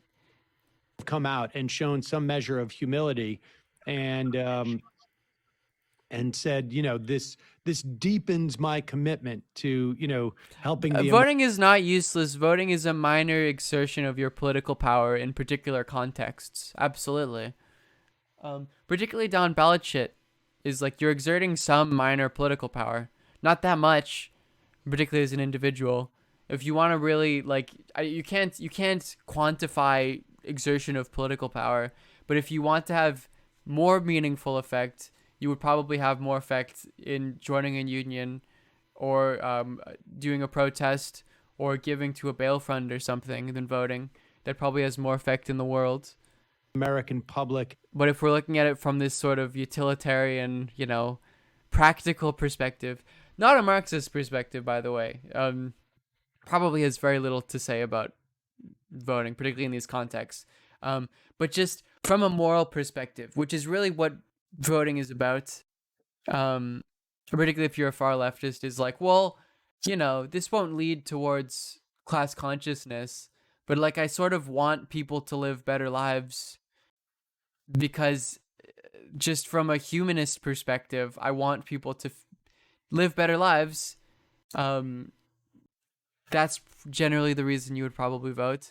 And if that's the case, if it's purely utilitarian, then your vote isn't that significant. I understand now, firsthand the pain that people have gone through, and it has, I'm going to redouble my efforts, and which is he's sort of saying in his way, I guess. Protest more utilitarian than voting? Absolutely. Are you contesting that? Or like it is really more about people understanding, he's trying I'm to not a sell libertarian. them. I'm not a libertarian, that's true. I'm not a utilitarian. It's sort of a liberal, or like exists within a liberal ethos of politics through moral decision procedures, as opposed to like a historical analysis of the development of socialism and a new mode of production, which is more Marxist understanding of politics. Not on his even in swing states, probably. I'm not particularly on his attached newfound to that empathy, claim. but Likely, rather his he's proved his. Isn't it Leninism that says engage in electoralism? No, I'm not going to read the rest of your thing. It's no. Lenin makes the argument that you should maybe vote for a communist party. Everyone fucking uses that Lenin quote.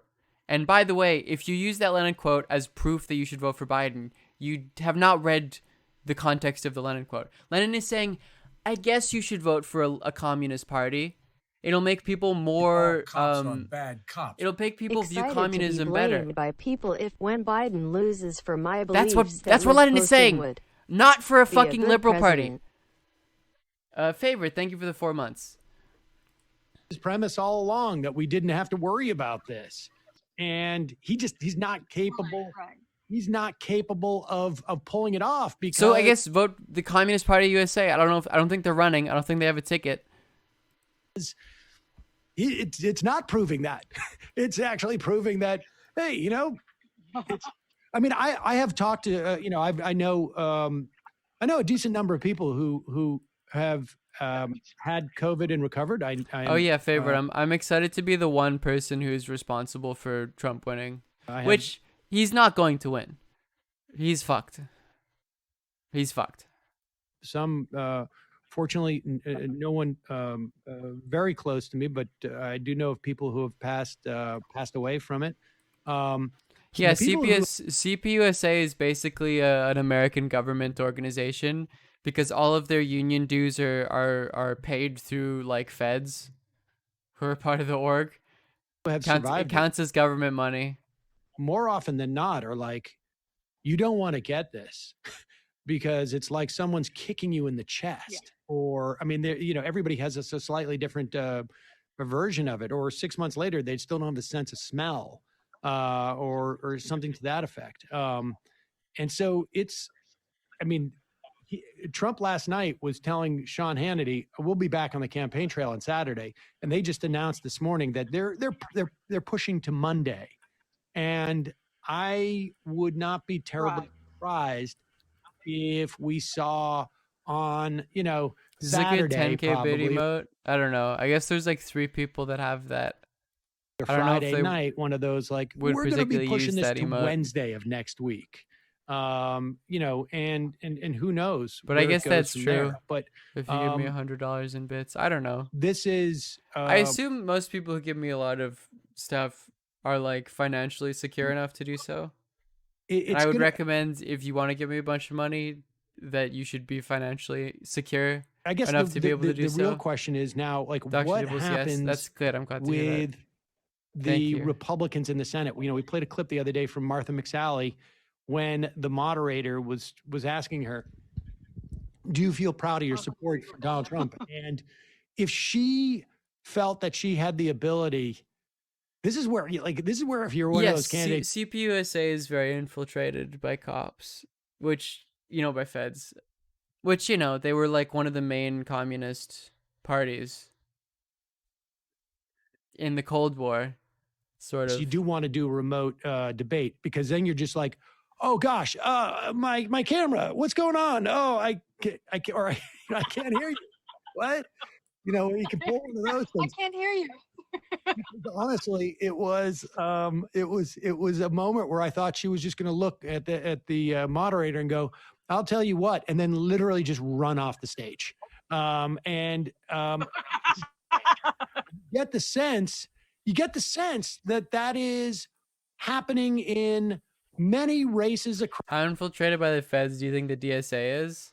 I believe that the DSA Fed caucus is a combination of feds that are like planted in the org to keep up with it, and then feds that just generally agree with the sentiments of the organization, and just want to join the DSA.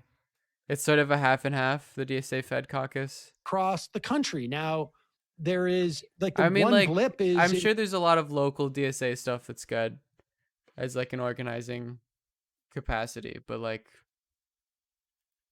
yeah, I mean, everything bad that's said about the DSA is North Carolina right now, you know, where you have a Democratic candidate, Cal Cunningham, I think it is, who is up by, I think, about 6 points on Tom Tillis. And it now has a scandal where he was engaged in an affair with a consultant or something to that effect. I mean, 11th dollar I've given to Liv by just watching ads, money stolen right out of Twitch's pockets. You love to see it, folks. Do you get bits from watching ads? That's cool. You know. Yes, make sure to give me the bits you get from watching my ads. I guess that's an issue for him and his family. You can do it on and desktop. Whatnot, oh, but, cool. You know, your mileage may vary in North Carolina, but aside from that, and that of course has nothing to do with, you know, my thoughts are they're relatively insignificant. What party they're in, and they probably do good local work and whatnot. And there is a real feeling like, because there's a half a dozen races out there that are like neck and neck, and it's one of those situations where if like everything breaks in one direction, the Republicans could lose in a big fashion in the Senate. That's true. Well, you certainly get the feeling that Mitch McConnell is aware of that. I do have a Patreon, but I don't add anything to it. So it's Livy Fanal, but I should change it to Liv Posting. I'm sort of not using Livy Fanal at all anymore. I mean, he's starting to. I mean, he let Sally go, right? I mean, obviously, he's told his people, you do what you need to do. Here, go out there. There's one premium episode of my podcast I have there behind the $2 paywall about the Canadian election in 2019 and the effects of it, late 2019. So it's from a while ago. Trump, if you've got to, try and separate yourself from anything that we've done, you go. Yeah, exactly. You do what you need to do to win. And I just get the feeling McConnell knows that this is not, this isn't going to work for him. Now, whether or not, I don't want to count on anything because like you say, a lot of these races are very close. By the way, Republicans do cheat. So, we don't know exactly how that's going to turn out. But I do think that there is a possibility. These things tend to go, they tend to break the same way. Let's just put it that way. Am I an ML? I'm apolitical. And Trump being down 10 points on average I'm nationally. not a Leninist. And being down quite substantially in the swing states that he needs. That does indicate that things are breaking in a certain direction. And, we'll see what happens. But, this is going to be, it's hugely important. I mean, I think everybody probably watching your show understands this, how important the Senate is. Nothing happens if if the Republicans retain the Senate. If Mitch Yeah, McConnell remains absolutely. in charge of our government, which is essentially what he is, then we What's have a big problem. I wonder because 538, which I bring up a lot just because I think they're a good bench. One of the metrics I know that Nate Silver like is good at doing numbers, is that when Bernie was doing really well, Nate was like, Bernie is winning and he's probably gonna win. Like, and I know he does not like Bernie. I know that he's a centrist, but he's so like he likes being correct about the election.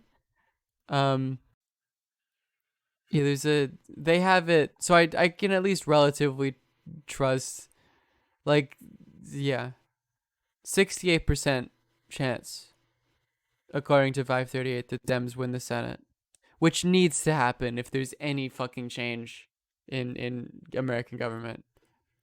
Problem whether Joe Biden's in the White House or not, because they are a totally destructive, nihilistic, destructive force. No, I don't think Nate predicting Bernie winning. I think they all knew Bernie was winning. There was a sort of an energy to it. So getting the Senate is very, very important.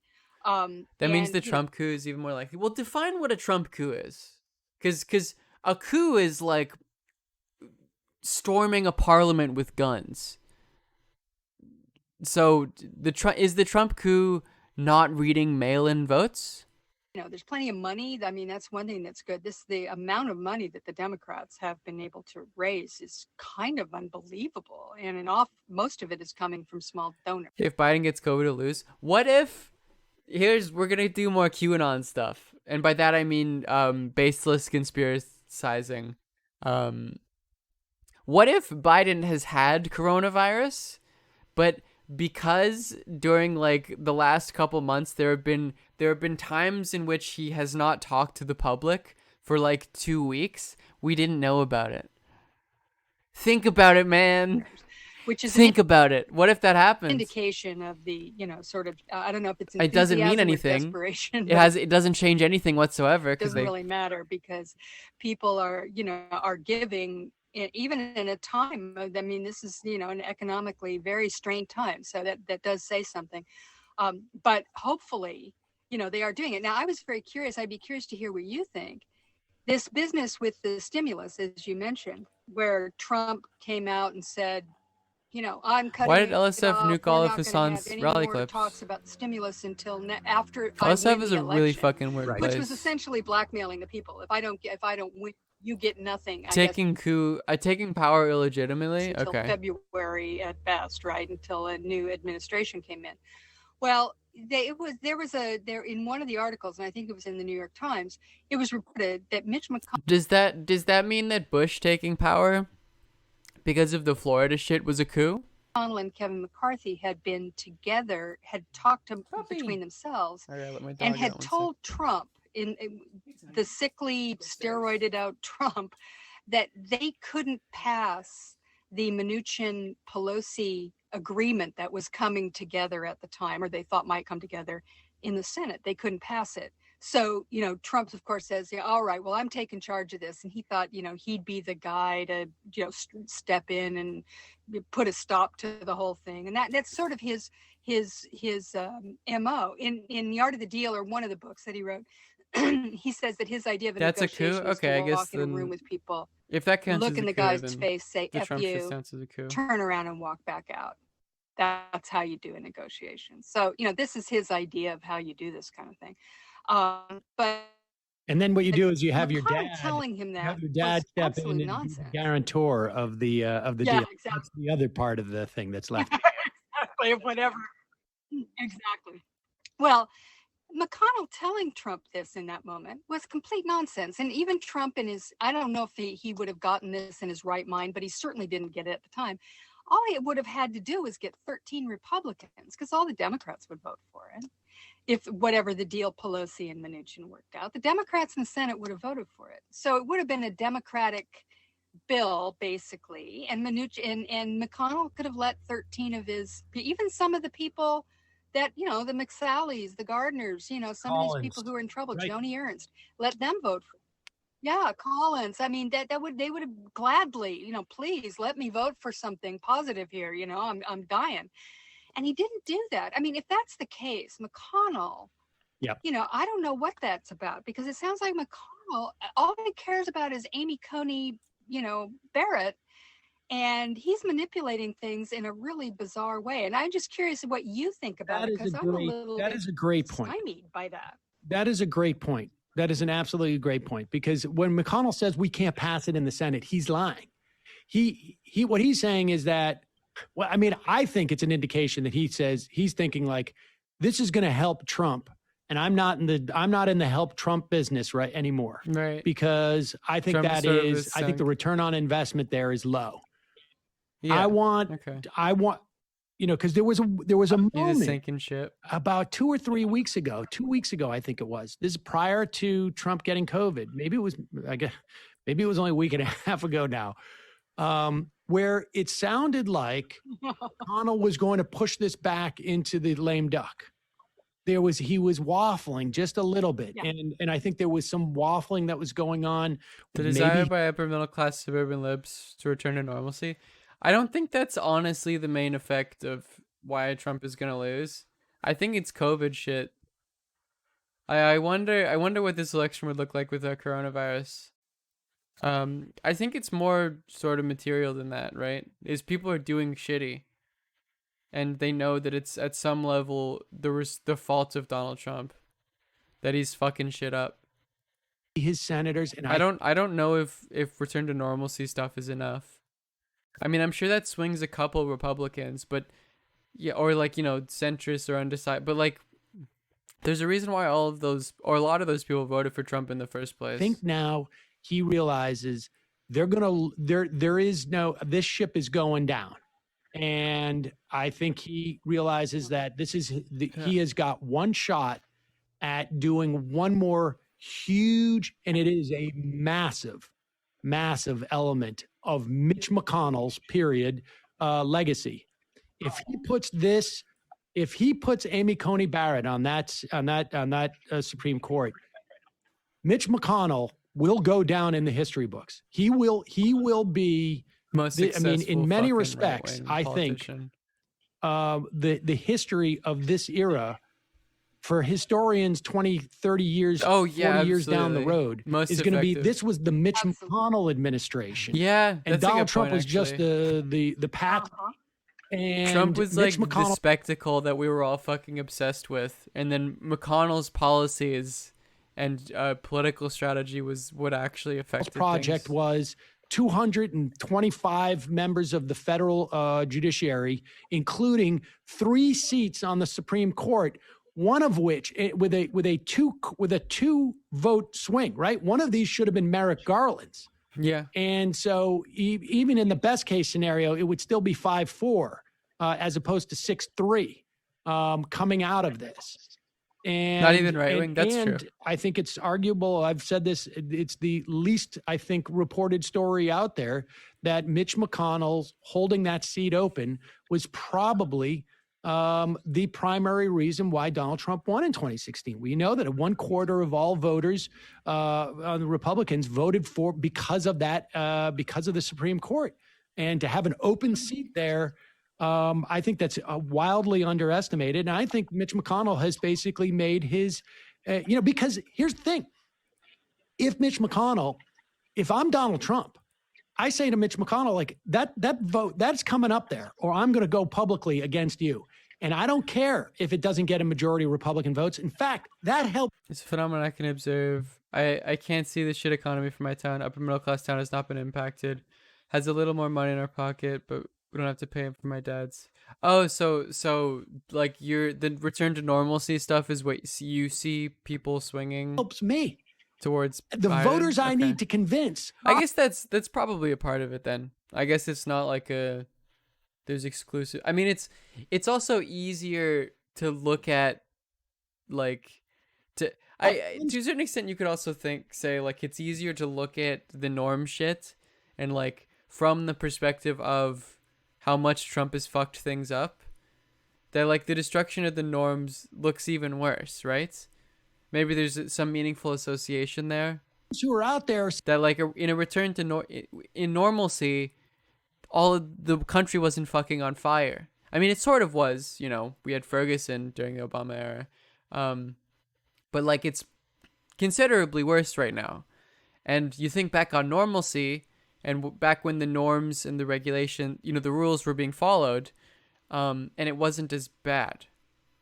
So maybe there's a dual sort of cause here, and I'm sure it's, you know, more complicated than that, and like individuals in particular interests and social perspectives have different reasons. He can't work with anybody. He's too polarized. But if I go up there and I have a Senate bill passed with a majority of Democrats. Do you think Americans have a better understanding of other countries' COVID-19 response and that factors?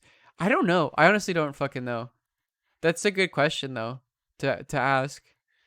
Oh, we can talk about this tweet too, because all of this discourse happened before. I guess I was live on Thursday. There was a lot of back and forth about this, in which people were saying like, well, this doesn't actually look that bad. And then people saying like, no, that's pretty bad. Like, look at that truck is in absolute fucking disrepair. Some of it is because they just got fucking raided by the FBI. This was a guy's take about, like economic radicalization of the 13 guys who tried to kidnap the governor of Michigan. There was also interesting stuff revealed in relation to like the FBI sort of irking these guys on to do this, and the role that the FBI had in like trying to sort of create some meaningful, sort of in the sense of probably not as bad as this, but like I think it was also the FBI like trying to trick mentally disabled Muslim people into like signing up for bomb plots to arrest them. So the basic idea being FBI informants looking for specific results, and trying to like infiltrate some of these militias in Michigan to create some results. It's all sort of, I guess, you know, estimating class position based on 2 picks. Yeah, it seemed like the best response I had seen, is that like this tweet is stupid and wrong, because clearly the reason, you know, the reason for the militiamen doing this wasn't necessarily because they were working class and because they had economic anxiety, but that the response that this is like a regular looking house is also bullshit. Morrison also owns the home and land. Oh, that's also a good point. So like both the backlash, it's my favorite because it's like the most controversial take is like both this tweet as well as the backlash to the tweet are stupid. And that it's more that absolutely economic circumstances play a role in radicalizing people, but that this example is wrong. That's not really what's going on here, even if this doesn't look particularly good. I mean, yeah, that truck is like in absolute fucking disrepair, right? It's not even the house. It's like, yeah, I don't know how well economically. Regardless, I guess they're still landowners, but you know, I guess it's complicated, and you shouldn't guess people's fucking class based on you know, 2 fucking photos of their house, and yeah, you can barely see the actual house, all that shit. That puts money into people's pockets. I've seen trucks worse. That's like not a functioning truck. Right? It's not looking like, look at the fucking separation there. That's not a truck that can run. The frame is bent. That's not good. It's bent. It's not good. That's very bad. So yeah, I think all of the discourse was bad is my take on that. Chance of winning this election. If I have any chance at all, that's what it is. Oh, there's another fucking headline like this. Registered nurse. Oh, okay. I mean, we watched this on stream, obviously. We watched all the convention. Recently spoke at Republican National Convention to defend Trump's response. Has been arrested for shooting a woman? Oh, fuck. I did not see that coming. I clicked, I saw, like, speaking, I thought maybe she got coronavirus. Damn. Oh, yeah, and also there's a photo of Charlie Kirk smiling with one of the 13 people that was arrested for trying to kidnap Whitman. Jesus Christ. You know, without it's not mutually exclusive from all we can discount the ballots and all the shenanigans can happen too. With two of But them? if I want to go out there and I want Fuck, to put my dude. best electoral foot forward, Trump is, you know, I guess what, two degrees of separation, or is that 1 degree from those people? I mean, regardless of the weird sort of some of the weird, like the very significant role that the FBI played in sort of pushing these people towards this plot, that is, you know, I mean, they're doing that directly inspired by fucking Trump. That's what I and would do. They think that they're working in relation with Trump. And Mitch McConnell was just like, I mean, I have a feeling that Mitch That McConnell photo gets off was that phone debunked. Can you send me stuff about that? and he and Kevin Oh, well, obviously the FBI is not your friend, of course. McCarthy are going like, can you believe this? The guy's actually buying this. Of course, of course, And of course.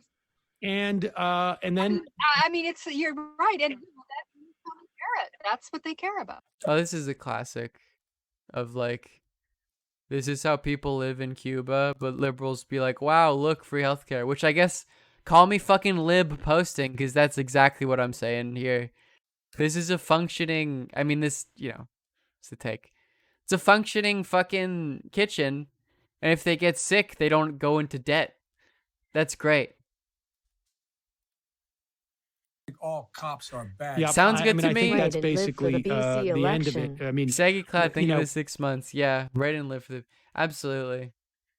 Am I allowed to vote for myself? now, with that said, My I just writing got is, like, Jake Sherman from not a Politico toss-up. is saying that the administration, and I think I guess I am. Mnuchin is now sort of like pushing back a little bit and saying, hey, wait a second, he may not have your best interest in mind. And of course, Mnuchin is also out there. You're seeing all this stuff come out of Wall Street, like where Goldman Sachs are, you know, giving out their investor reports and saying like, it's better if the Democrats take everything over because that's the only way we're going to get any actually real stimulus for the economy. Now, What did Tim say?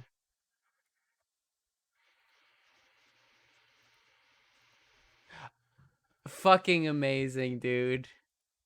That's amazing. They're far leftist anarchists. And then there's Cernovich too, because Cernovich has also talked about universal health care. So the right is meaningless. Right. It's like, Jesus Christ, the Nazis had a social health care program.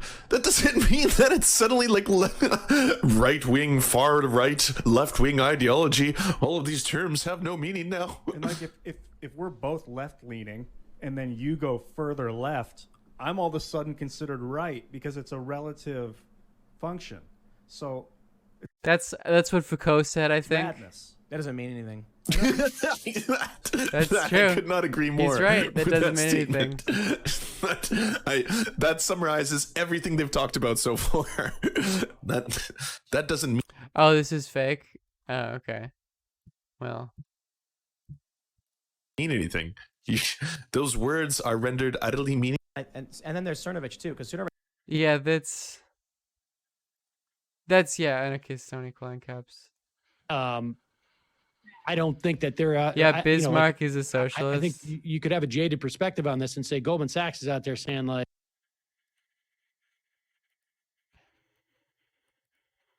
I mean, this is such a meme, obviously. I listened to an audiobook of The Conquest of Bread and the Communist Manifesto. I learned nothing new from them. Yeah, they're very, very intro level texts. But yeah, I mean, you don't have to fucking read theory to be an actual leftist. But like, that's not how that works. I mean, there are fucking like a lot of German socialists, particularly in like the 19th century, a lot of their coalition were like built in with like literal people who are literally illiterate and were in the Socialist Party because they understood, just like viscerally understood their material interests. Yeah, no, you don't have to know. You don't have to read a shit ton to be a leftist. But if you want to speak authoritatively about politics, then you should probably be familiar with theory outside of listening to an audiobook of the Conquest of Bread. There's a difference between like, I am a politics expert. Here are my politics takes. Here's my advanced and socio-historical analysis of why you should do this, and like being a leftist.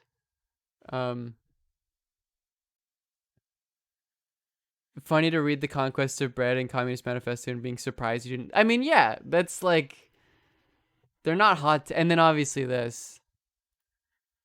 What does it have to do with, why can't the state and capitalism be dissolved from the inside? It's like, go read Rosa then.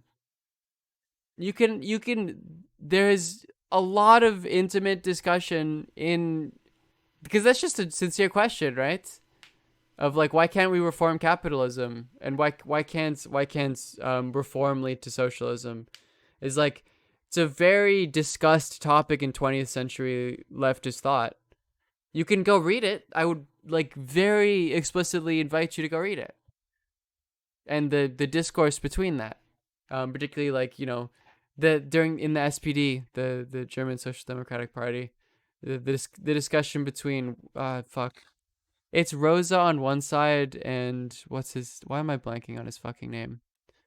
The more moderate wing of the SPD essentially saying like Bernstein, thank you. I was gonna say Bergson, which is not. This is very different. And like Bernstein, who said that no, we can reform capitalism, and lead to some sort of meaningful worker. You know, Kotsky as well. Yeah, sure. There's more than one of them, of like people who, you know, socialists who say that like we can reform capitalism. We can reform capitalism and ensure workers' rights as like a you know, it's a way of achieving some sort of utopia, or a way of moving towards utopia. Oh, I'm sure the SPD in Germany now is awful. Well, it's like the utopian socialist position for the most part. How Marx refers to it as. Which again, you know, this is a discussion in the left that has a very long history of back and forth, going back to Marx and even beforehand, about like, can we reform into socialism, or do we need some sort of like explicitly political upheaval of the powers of political power? That's like a you know, they're going to be, you know, treat Wall Street nicer than Steve Mnuchin, but I don't think that's the case. I think they may have reason to believe that they're not going to get treated significantly worse. But they're also concerned about, you know, how the economy does writ large, because that affects all their investments. But so here's Mnuchin. I think the administration's aiming for $300 billion in state and local funding. That's not nearly enough, but it's surprising that they're starting to do that. This is the whole, like, we don't. Wait, so I want to see this clip. I was, I guess, wrong about this. Here's a stupid, I mean, this is, I think, a dumb thing. Zizek says Zizek apparently has endorsed Biden for the election, which I thought he said that Biden was as bad as Trump, but apparently same catastrophe. While liking the case, I think Trump is a little too much. It's something you see painfully senile. Has this talent Ronald Reagan had? I was told Reagan had a good Leninist talent to nominate the right people to positions. Better a keep around him. So he sort of, I mean, Zizek is a fucking idiot and just says shit. He's like a controversial dude. That's all. So I don't know about this. Sequono, Ilhan, Gustavo, Babavakian. I mean, Babavakian is objectively one of those, but sure, whatever. I mean, Bernie's a liberal. Bhaskar is explicitly liberal. AOC is a liberal. They're in the liberal system. Of course they would support. I don't know. That seems like the wrong way of trying to get leftists to vote for Democrats. But I want to watch this. Now I have to admit, when I said better Trump than Clinton, my wager was a very brutal Leninist. With Trump, there will be socialist reaction, Bernie Sanders, and so on. I was maybe right there.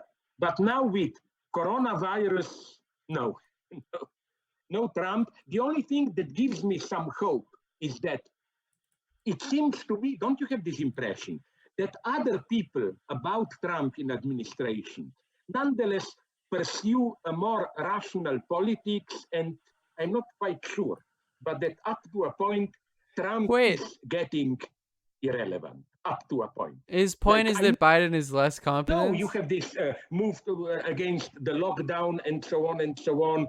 But nonetheless, I think that difficult as it is for me to say this, but now I would say Biden better than Trump, although he's far from ideal. That's true. From ideal, but now that's correct. We don't have time to dream about this. Now, I think, again, Does anyone not agree with that? I feel like that's a fairly common sense opinion. whole way of life is changing. And it's important to have what I call, and I hope you will agree with this, principled pragmatics.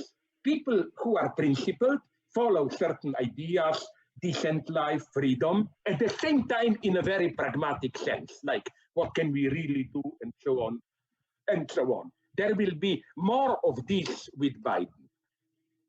Yeah, that's correct. I don't see that as an endorsement. I mean, in the same sense, Zizek endorses the Communist Party of China, don't they? Right? Which I guess, yeah, I mean, you could argue they're similar, which is funny. I don't know. Fine for New Thought Slime. Oh yeah, we can watch that too. Is there any other? What is this from? Oh, this is from May. Okay. Zizek. I'm confused, but not angry. What's this? Oh, Drill is on. That's cool. I mean, yeah, Drill had a show, didn't he? There's like a Chapo 24-hour live stream that I'll probably raid when I'm done, because they're doing it for Trans Lifeline, which is cool. Not that you should not watch me, of course. Let me see this week. Is there any Zizek videos?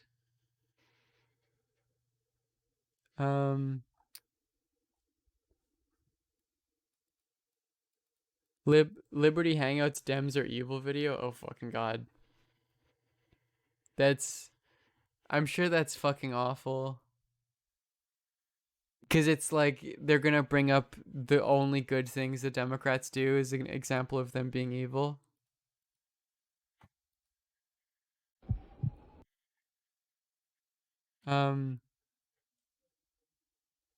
This is recent Zizek. Let's be frank first, so that you will not accuse me of being a complete idiot. With all my ironic flirting with Leninism, I'm not one of those naive Trotskyists who think, oh, if only Lenin were to survive 3 more years, together with Trotsky, they would depose Stalin, and then we would have a thriving democratic Soviet Union. No. Stalin made his intervention as a rather even intelligent intervention in a certain deadlock. The deadlock was there. What fascinated me and this is clear in this book, Lenin heute, which is just 60 pages of self-plagiarized old fragments, I note.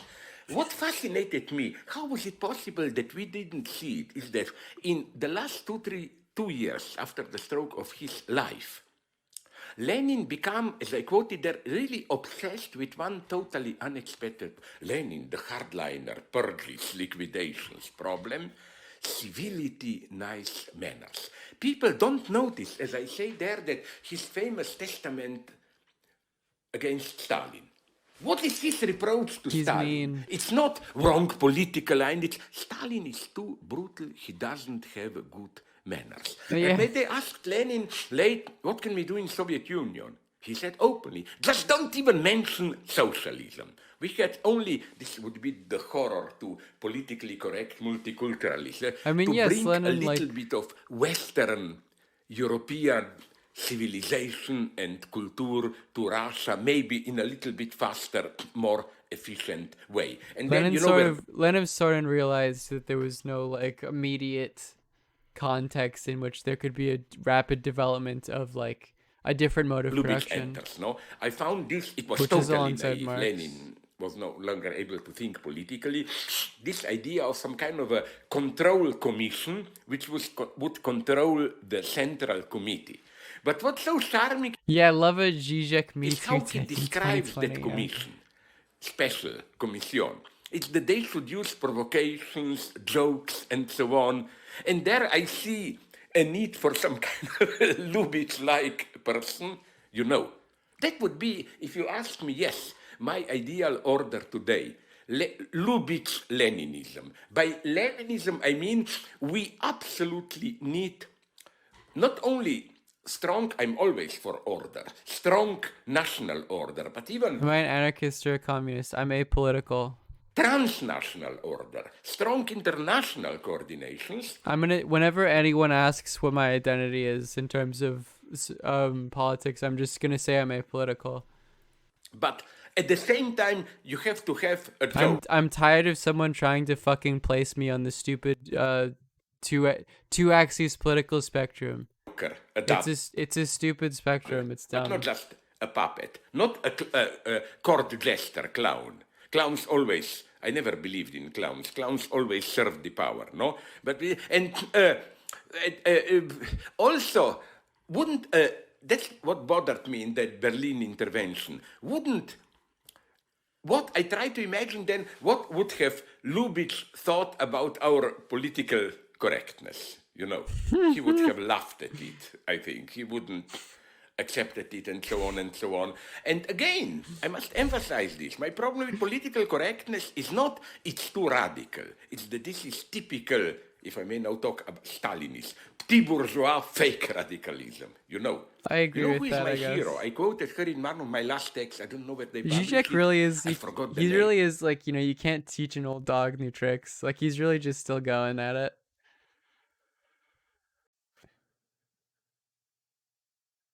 What is? I don't know where you found this. Is this a QAnon account? Announced as Dallas rally October 17th as President Trump's running mate. And it's QAnon, of course. The Q people love minions. What are you talking about? They fucking love minions. Absolutely. An old black lady who introduced the term and began Me Too already some 5-10 years ago. And she exploded now. She said, sorry, this is a total distortion and so on and so on. So I don't criticize from the position of this male arrogance, Me Too. I criticize this from its own inner potential. It's tremendous. All my respect for it. Are we aware what is happening today? I think You're right. I follow Sun Yat-sen and the 3 Principles of the People. That's it. You found it. Thank you so much. I could not have said it better myself. Certain basic coordinates of the relations. Which, interesting, if you don't know, Sun Yat-sen still taught in China now. Mao sort of positioned himself as the true, successor to Sun Yat-sen's ideas. Between sexes, which are maybe even older than class society. Probably they were established already at the level. I'm not a romantic. Some idiots like that. They claim that the biggest horror in history of humanity was the passage, not class, but from nomadic to firmly settled buildings or what. No, that as long as we were nomadic, we were okay. Well, I have my doubts. We are probably happily killing each other. So on. But yeah, but no, first, all good feminists will. I don't buy. I think this is a dangerous anti-feminist myth. They shouldn't buy it, feminists. This idea that there was a previous epoch where women, first, yes, women were more celebrated as goddesses and so on. But you know what's the truth of this myth for me? I read a wonderful report on some tribe, I think in New Guinea in the middle, where, yeah, it's all matriarchal, you know, it's a village. In the center of it, you have a sacred building, even it's shaped like a gigantic vagina and so on. Ooh. Unfortunately, women are not allowed to wasn't a king, he wasn't a dynasty. It's only for men. No, I think that there is a yes, radical the cut here. ROC A thinks that they're the radical successors cut of Sun between Yat-sen too. these elements of apparent matriarchy in so-called, it's a wrong term, I know, primitive times and modern feminism. Modern feminism is Cartesian. I told once to my personal friend, theoretically not friend, Judith Butler, and she conceded it. Theoretically not I told friend. her, your image of human subjectivity, we don't have fixed identity, everything is contingent. This is Cartesian cogito, this total desubstantialization. So that's why I hate people, this New Age tendency, the original evil is Descartes. No, Descartes is beacon of hope, my God. Descartes is one of my heroes. He loves licking his lips. Plato, like the... not Aristotle. I'm an old, even politically, that doesn't surprise me. It's fashionable to say, Karl Popper and so on. Plato, original totalitarian, and Aristotle, more liberal. You must know my line here. I'm sorry, just two things. In Plato's Republic, I like hearing him ramble. I don't know. You guys might not like this.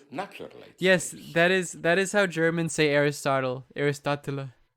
I had a German philosophy teacher.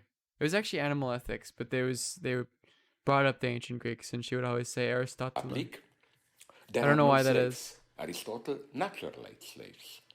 Then, in Plato's Republic, he says openly, it's totally contingent that women don't have access to some posts. In his ideal republic... He's using Butler, he's comparing it to sort of Cartesian rational subjectivity, which I guess I see as I see the move that's being made there. It's a Butler's idea of gender and the sort of quote-unquote gender revolution that, like, she was at least related to is, like, not as radical as it may be pushed as, but just a simple return to Descartes and Cartesian subjectivity. Women would have access to all posts. Aristotle, again, naturalized, even ontologized patriarchal sexual difference. His basic ontology, hile morphe. Morphe is masculine, hile, matter is feminine. So my philosophical heroes are, traditionally, Plato, Descartes, here I'm a Hegelian, Middle Ages, I don't celebrate, I forgot. And then if you ask me, Kant, Hegel, and we still live in an echo of that time. That's my beautiful metaphor that I will use in my next book. You saw Hitchcock's Vertigo. Okay, you remember? What? Is it Plato, Descartes, Kant, Hegel? That wonderful scene in Vertigo. You and every other, like, old continental philosopher. Where they, Scotty and Kim Novak, go to that Sequoia Park. It's not a crazy position. It's weird that a communist is doing it, but I guess Zizek is his own fucking thing. That gigantic tree cut, a slice, where you can see the years written, and said, here I was born, here I died in my, When somebody would have... Zizek on Bofa. It's useful. You will see, I will now edit it, it's already built out. That Fred Jameson's crazy text, American Utopia, where he proposes the formula of militarization of society, blah, blah. Zizek is not a liberal communist. Zizek is a conservative communist. Something very deep, I think. He says that even if we imagine communism, it will not be a harmonious society where we will... No, he said envy, resentment, jealousy will be the basic absolute problem there. Hatred will explode there. So he gives a wonderful view, and I think we should approach these problems. You know why I quoted him often? I hate Hayek. But at one point he said something intelligent, where he said, once he was approached saying, but capitalism is not just. Like, you work like crazy, I don't, but because of market fluctuation, you go bankrupt, I prosper. Hayek says, but that's why capitalism is tolerable. Because he says, even if I lose, I can always say to myself, yeah, because that guy was lucky, you know, and so on. Yeah. That a just capitalism where only those who really work hardly would become rich, would explode immediately, would be narcissistically intolerable. So it's a nice insight. And I think that he's about to get his ass this caught. is one big mistake. It's a crucial question today, and people are so unsure. For example, David Harvey. Well, so we're about to get kicked out. What I really want to know is, have you heard of BOFA? BOFA? BOFA these nuts. Oh. Yeah, but I don't have a theory about it. Okay. I mean, Thanks. sorry. Thank you. No, Thank you, know, Slavoj. Thank you so much for coming I out. live in my own world. Thank you very I much. read books about Hegel. I watch old movies. I download them. Probably I should be 10 times arrested. That's very funny. Ask me as a philosopher, who are you? I would go to that tree and say, here, I don't know where, a couple of years later when Kant published Kritik der Reinlichen, here I was born, Hegel's dead, here I died. That's philosophy. And what we are doing now are still, in spite of Heidegger and all that, just reversal. We need more than ever philosophy now. And just to conclude, you know why? Because just look at what I mentioned about this possibility of direct link between our brain and so. This changes the very spontaneous understanding of what is to be human and so on.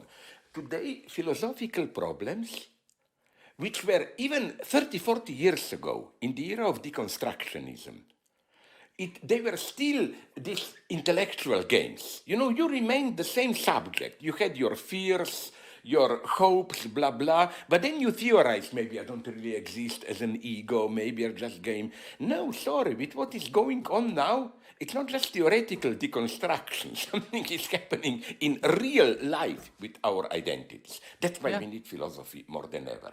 Because still now, in spite of all philosophical revolutions, you could rely on some basic traditional wisdom, no? Now we no longer can.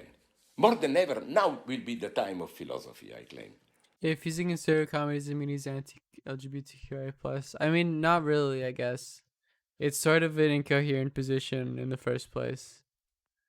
Incoherent insofar as the more, like, the philosophical justification is so, like, long-winded and thorough to make it seem like it is a perspective, and it's more just because he loves having takes and unique opinions. That you can't sort of. He's more pro-Freud.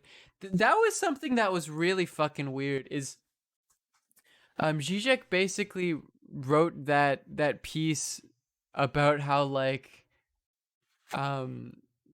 what's a good way of describing it? Like, not that he was like that he preferred Freud over trans subjectivities, but that there was like a very big issue in traditional Freudian psychoanalysis in relation to trans subjectivities that needed to meaningfully be reconciled. And whichever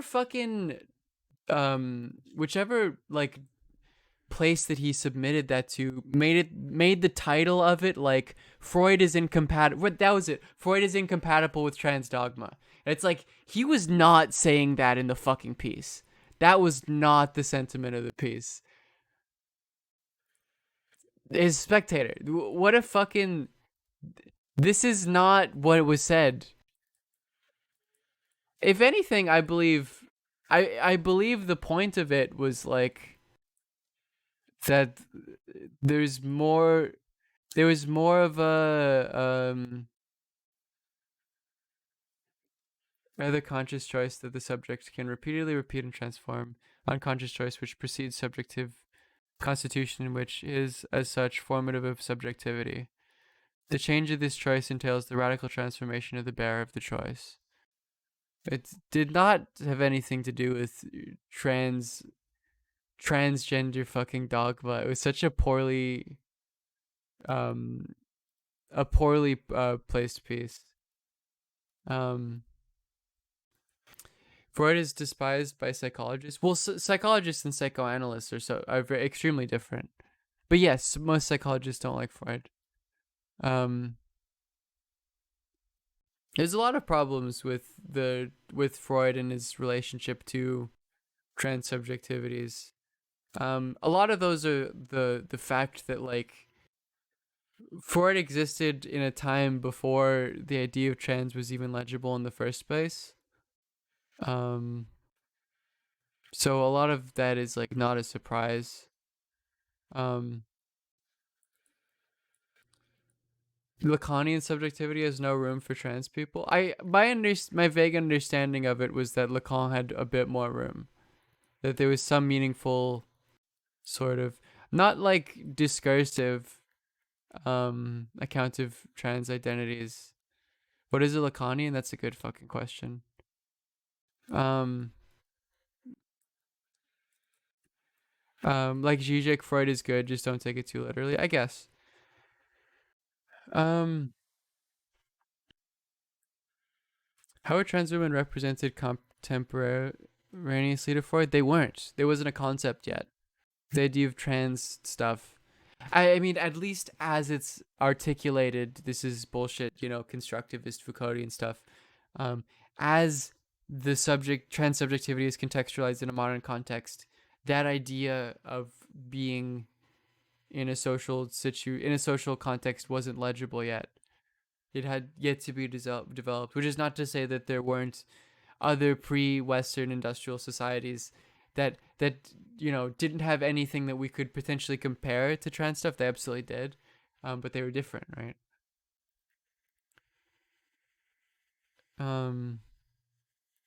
Yeah. Anyways, I mean, Zizek is just funny.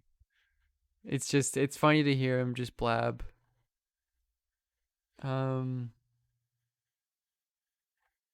Anyways, yeah.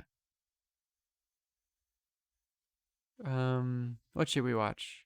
We were just on something. Oh, we were on this, but I guess, we're sort of out of this now. Just a product of his generation. That's true. I mean, I would imagine someone like Freud had the capacity of maybe being familiar with the argument that sex and gender were distinct ideas that weren't necessarily connected to each other, and maybe being sympathetic to it but not believing it. That's the same, I would imagine, with Marx. I'm probably actually I'll call the stream off today for now. I'm sort of tired and I gotta do other stuff at the moment. But I'm streaming tomorrow, so don't worry. Oh yeah, this rocks. Fucking Kings. Kings! King alert! Yeah, this is very cool. Not wider though. Check out oh yeah. Because I might watch this after the stream. I'm gonna raid Chapo because they're doing a trans lifeline thing. So you should give to the trans lifeline. Play Ghost game?